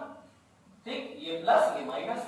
अच्छा देखो यहां से i माइनस i1 यहां आएगी, i माइनस i1, और ये आ रही है कितनी, i1, तो दोनों मिलके यहाँ पे फिर से हो जाएगी कितनी, i, तो प्लस माइनस, ये ध्यान रखना है। ठीक, चलो अब ये हटाओ, कुछ नहीं, क्योंकि अब पोटेंशियल ड्रॉप लिख नहीं पा रहे हैं, कोई बात नहीं है, जरूरत भी नहीं है। अब इस क्वेश्चन को हम लोग कैसे करेंगे ये समझना है। तो क्वेश्चन क्या है, find currents in all the branches at time t। ठीक, जबकि हमने ये क्लोज कर दिया। अब देखो क्या है, तो सबसे पहले तो अपन एक काम करते हैं, केवीएल लगाते हैं यहां से ऐसे ऐसे ऐसे ऐसे ऐसे, क्लियर, लगाओ केवीएल। तो ऊपर वाले ब्रांच में केवीएल लगा रहे हैं, तो यहां से चलना शुरू करते हैं। चलो यहां से चले तो +10, देखो ये माइनस ये प्लस, तो +10 मिला, ओके +10 हो गया। अब यहां से चले चले चले यहां पे माइनस का 3 I माइनस I1, ओके। फिर यहां से चले चले चले चले ये फिर माइनस का, तो -5I बराबर 0, क्लियर। अच्छा अब 10 -3I minus 3I1 minus 5I बराबर 0, सही लिख रहा हूं? हाँ, तो 10 -3I और माइनस का 8I और ये -3I1 बराबर 0, फर्स्ट इक्वेशन, क्लियर। चलो अब ये तो हमने एक इक्वेशन बना ली। अब देखो इसकी इक्वेशन कैसे लिखोगे इस वाले मैच में। तो पहले तो यहां भी पोटेंशियल, क्योंकि इसमें टाइम t हो चुका है तो इस पे भी चार्ज आया होगा, देखो करंट ऐसे आ रही, तो ये 100% पॉजिटिव होगा और ये नेगेटिव होगा, और मैं मान लेता हूं कि इस पे चार्ज q है। अब आप याद करो क्या बताया था मैंने ये बताया था कि अगर इस कैपेसिटर पे चार्ज q है, मैंने इस लिखा था, अगर किसी भी ब्रांच में कैपेसिटर पे चार्ज q है तो उसका जो dq बाई dt होगा, मतलब यहां से वो चार्ज और आ रहा होगा, तो dq बाई dt जो होगा वो करंट होगा। तो इसकी जो I1 होगी वो एक्चुअली में dq बाई dt होगा, तो उसको हम बाद में लिखेंगे, ठीक। इसको एक्चुअली में पूरा जैसे हमने डेरिवेशन किया था ना वैसे सॉल्व करना पड़ेगा, और फिर हम आपको इसका एक लाइन का सिंपलेस्ट मेथड बताएंगे, बहुत सरल मेथड। लेकिन पहले आप इसको समझो, पहले पूरा प्रोसेस हमें पता होना चाहिए, ठीक। चलो इसको करते हैं। तो मैंने क्या करना, इस ब्रांच में केवीएल लगा, तो यहीं चलना शुरू करते हैं। तो +10 ऐसे चल रहे हैं, ठीक। तो +10, फिर यहां देखो माइनस का 1 × I1, तो माइनस का I1, फिर ये माइनस का इस पे पोटेंशियल डिफरेंस, तो Q बाई C, तो माइनस का Q बाय 1, C1 है ना। चलो फिर यहां चले तो ये देखो माइनस का 5I बराबर 0। अब चलो फिर से इसका सॉल्व कर दो इसको, तो ये हो जाएगा 10 -I1 माइनस, अब बेटा देखो -Q -5I बराबर 0, ये हमारी सेकेंड इक्वेशन हो गई। अब एक काम करो, देखो इस I1 को तो मैं लिख सकता हूं क्या, dq बाई dt, I1 को मैं dq बाई dt लिख सकता हूं। और अब आपको शायद ये फील भी हो गया होगा कि हम आगे क्या करेंगे, मैं जहां I1 लिखा हुआ वहां dq बाई dt लिख दूंगा, dq बाई dt लिख दूंगा, और इंटीग्रेशन वाली इक्वेशन लेके आऊंगा जो मैंने डेरिवेशन में किया था। तो पहले तो इस इक्वेशन में I1 को मैं dq बाई dt लिख दूंगा, लेकिन प्रॉब्लम ये है कि इसमें I भी लिखा है, मैं I को क्या लिखूंगा, तो ये अननोन एक्स्ट्रा आ रहा है, जबकि मुझे पता है मैं I1 को लिख सकता हूं dq बाई dt। ब्रांच को क्या पास ऐसा नहीं कि I को लिख दो dq बाई dt, नहीं, ये कुछ और होगा, क्योंकि इसमें भी जा रहा है इसमें भी जा रहा है, तो दोनों का सम होगा, dq1 by dt plus dq2 by dt, वो होगा I dq बाई dt जो भी आएगा। लेकिन मैं इस ब्रांच के चार्ज का जो q है उसको dq बाई dt को I1 लिख सकता हूं, ये पता है मुझे, ठीक। ओके, तो मैं क्या करूं, सबसे पहले फर्स्ट और सेकंड इक्वेशन से इस I को हटाऊं, ठीक। तो चलो I को रिप्लेस करते हैं। तो मैं देखो इसमें 8I है और इसमें 5I है, तो मैं इसमें 5 से मल्टीप्लाई कर देता हूं और उसमें 8 से कर देता हूं, ठीक। चलो करो, तो पहले इसको लिखो, तो ये 50 माइनस 40I माइनस 15I1 बराबर 0। अब इसमें करो तो ये देखो 8 से 80 माइनस 8I1 और ये माइनस का 8Q और ये माइनस का 40I बराबर 0, क्लियर। अब देखो इसको सब्ट्रैक्ट करोगे तो ये माइनस, ये प्लस, ये प्लस, ये प्लस, देखो क्या कैंसिल हो गया, I को कैंसिल करना था, देखो ये -40I और ये +40I कैंसिल हो गया, ये 50 और ये 80, तो माइनस का 30, और यहां देखो ये माइनस प्लस का 8Q बचेगा, प्लस का 8Q रहेगा, और ये -15I1 और ये प्लस का 8I1, तो ये बचेगा आपका माइनस का 7I1 बराबर में 0, क्लियर। अब देखो Q को क्या लिख दूं मैं, सॉरी I1 को क्या लिख दूं, I1 को या I1 को लिख दो या Q को, दोनों से ही हो जाएगा, ठीक है। तो मैं पहले Q की इक्वेशन निकाल लेता हूं। चलो, तो I1 को मैं लिख देता हूं dq by dt। I1 को ही लिखना पड़ेगा ना, dq by dt। तो -30 प्लस 8q माइनस 7 और ये dq by dt बराबर 0। अब मैंने क्या बोला था, क्या करते हैं हम लोग, dq by dt वाले टर्म को एक तरफ लिख लेते हैं। तो इससे आएगा आपका -7 dq by dt, इसको यहीं लिख दिया और इस पूरे को उधर ले जाओ, तो ये हो जाएगा माइनस का 8q प्लस का 30 और 7 से आप कर दो डिवाइड, तो ये 7 से कर दिया हमने डिवाइड, तो ये 7 ये 7, क्लियर। और dt को उधर मल्टीप्लाई कर दो, तो यहां इस dt को यहां पे हम मल्टीप्लाई कर दे रहे थे, dt। बहुत सिंपल है, बहुत सिंपल है। ये हो गया dt, क्लियर। अब देखो ये माइनस dq और ये इसका 7 एलसीएम ले लो, ये इस पूरे को इधर पहुंचा दो, तो ये देखो ऐसे आ जाएगा, देखना dq और माइनस को उधर ले जाना, तो ये बराबर में माइनस dt, तो मैंने पहले लिख दिया, ठीक।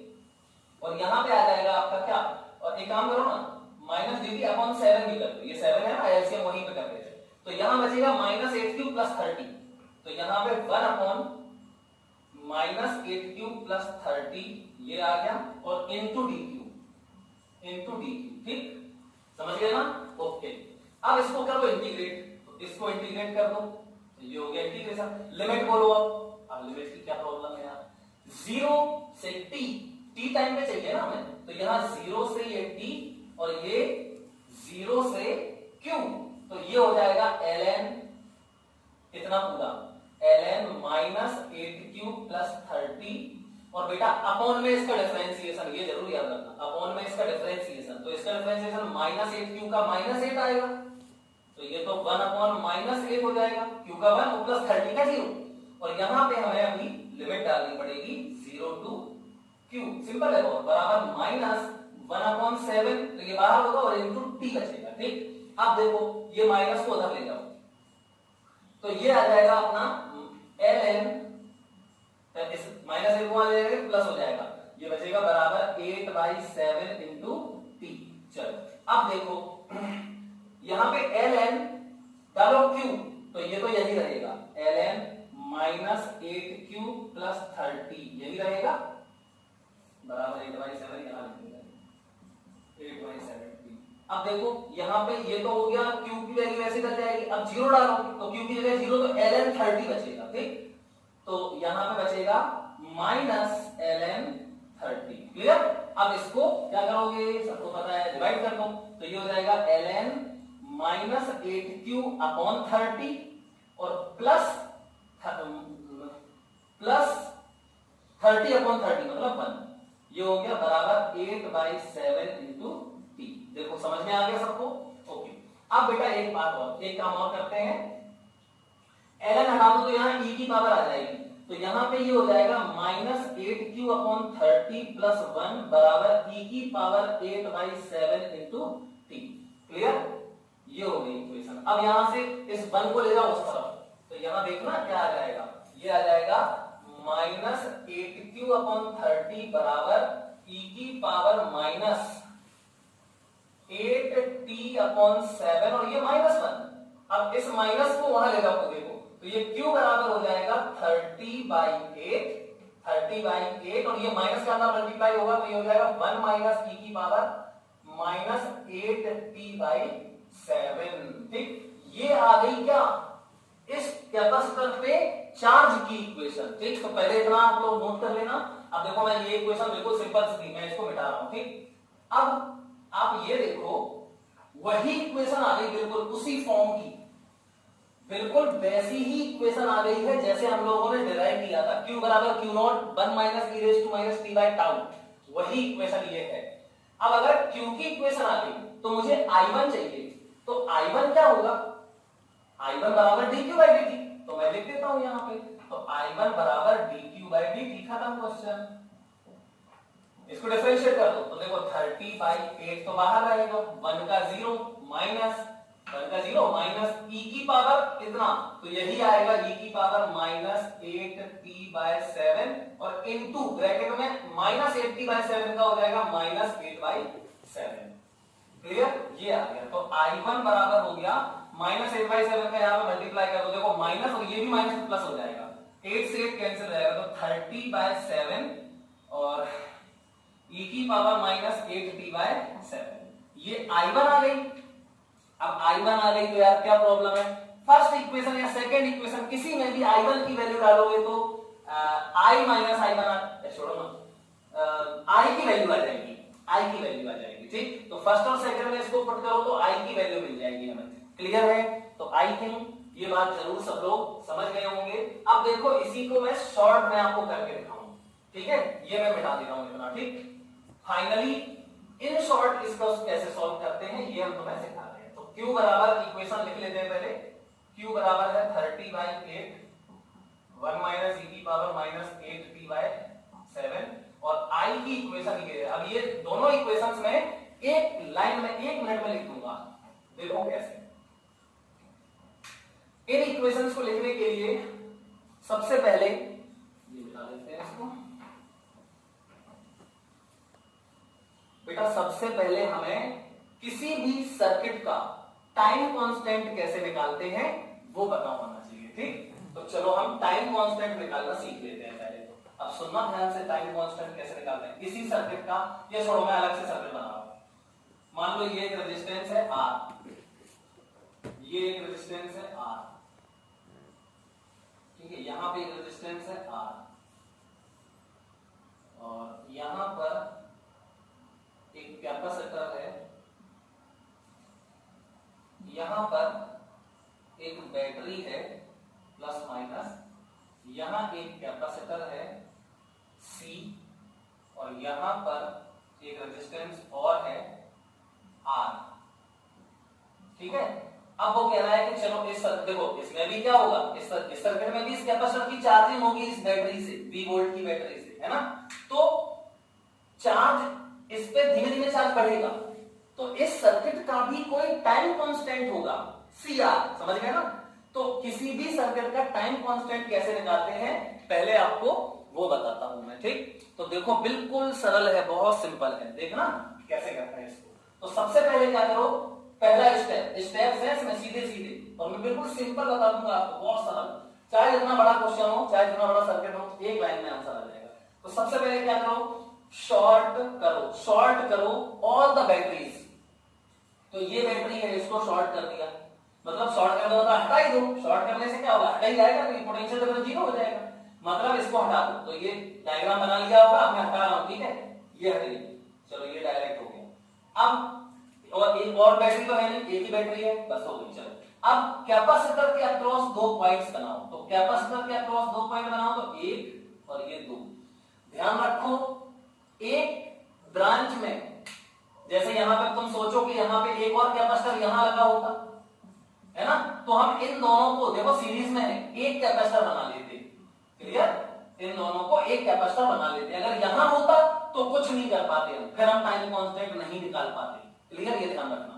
तो यहां पे C है, इस C के अक्रॉस 2 पॉइंट्स बनाओ, बना लिए। चलो अब इस कैपेसिटर को हटा दो, सीधे सीधे स्टेप्स बता रहा हूं, लिखते जाना step. Short all the batteries, फिर take 2 points across the capacitor, तो ये A और ये B, और रिमूव द कैपेसिटर, रिमूव हो गया। अब A और B के बीच में R इक्विवेलेंट निकालो। तो फाइंड अगला स्टेप क्या है, find R equivalent across capacitor.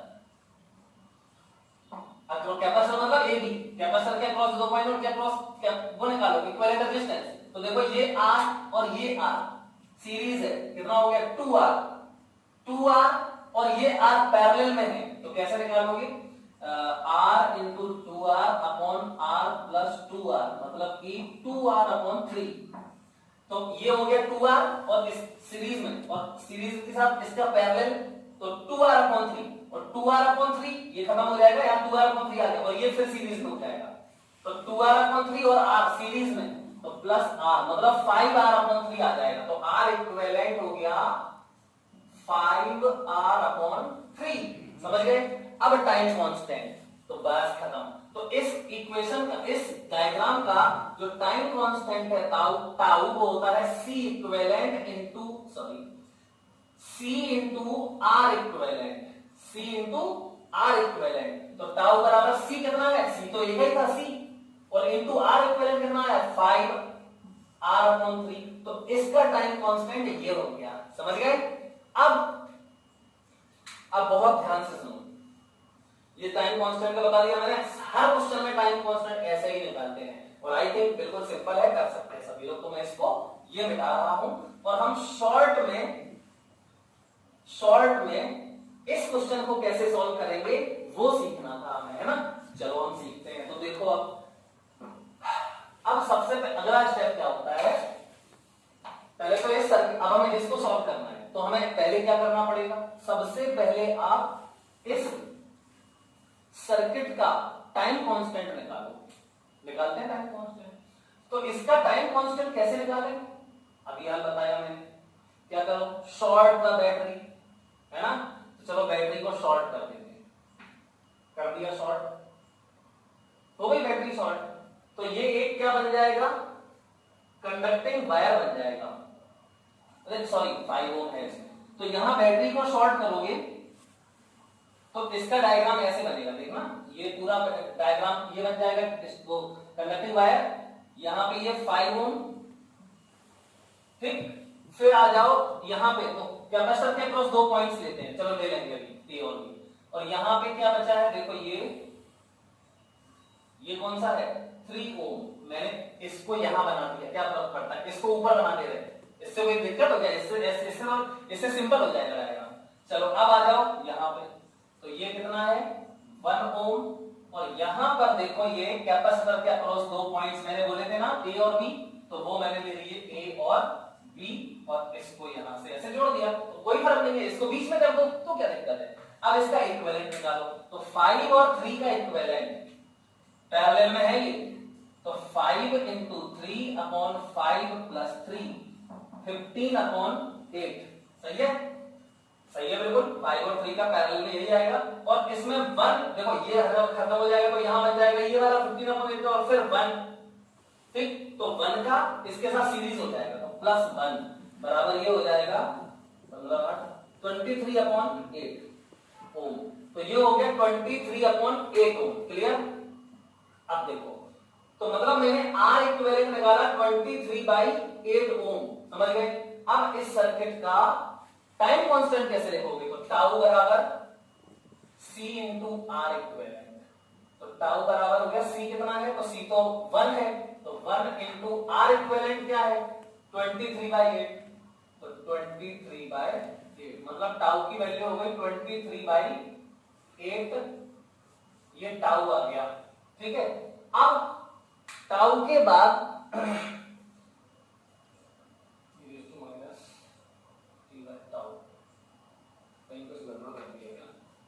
इसको सॉर्ट किया, इसके अक्रॉस ये 3 ओम पैरेलल में हो जाएगा, 5 और 3 5 इंटू 3 5 प्लस 3 15/8 और प्लस 1 हो जाएगा सीरीज में, तो ये हो जाएगा 23/8, ठीक है। ये 23/8 आ गया, चलो टाउ आ गया। अब देखो, अब क्या करते हैं, अगला स्टेप। हो सकता है देखो कैलकुलेशन मेरी चेक कर लेना, हो सकता है पिछले उसमें इक्वेशन में मुझसे कोई गलती हो गई हो, तो वो आप लोग चेक कर सकते हैं, इसमें कोई बड़ी बात नहीं है, कैलकुलेशन तो हमेशा चेक कर लेना चाहिए, ठीक। चलो अब देखो बेटा, यहां पर अब हमसे कह रहा है कि चार्ज बताओ इस कैपेसिटर पे टी टाइम पे। तो मैं जानता हूं किसी कैपेसिटर पे चार्ज की इक्वेशन क्या होती है, Q बराबर Q0 1 minus e raise to minus t upon tau. Q0 कितना होगा, अब Q0 निकालो, तो Q0 क्या होता है यार, Q0 तो बिल्कुल सिंपल है, Q0 मतलब मैक्सिमम चार्ज। तो मैक्सिमम चार्ज होगा कब, मैक्सिमम चार्ज इस पे कब आएगा, इन्फिनिटी टाइम पे।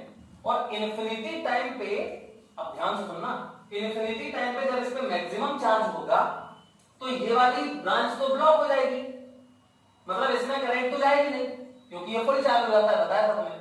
तो यहां से जो करंट जाएगी वो यहां से ऐसी जाएगी पूरी, ठीक। तो कितनी जाएगी करंट, तो देखो 10 वोल्ट, और ये 3 और 5 8, मतलब कि जो करंट होगी t बराबर इंफिनिटी पे जो करंट होगी वो यहां से निकलेगी, ऐसे ऐसे ऐसे ऐसे जाके यहां आ जाएगी। ठीक, तो सीरीज ये 3 और ये 5 सीरीज में हो जाएंगे।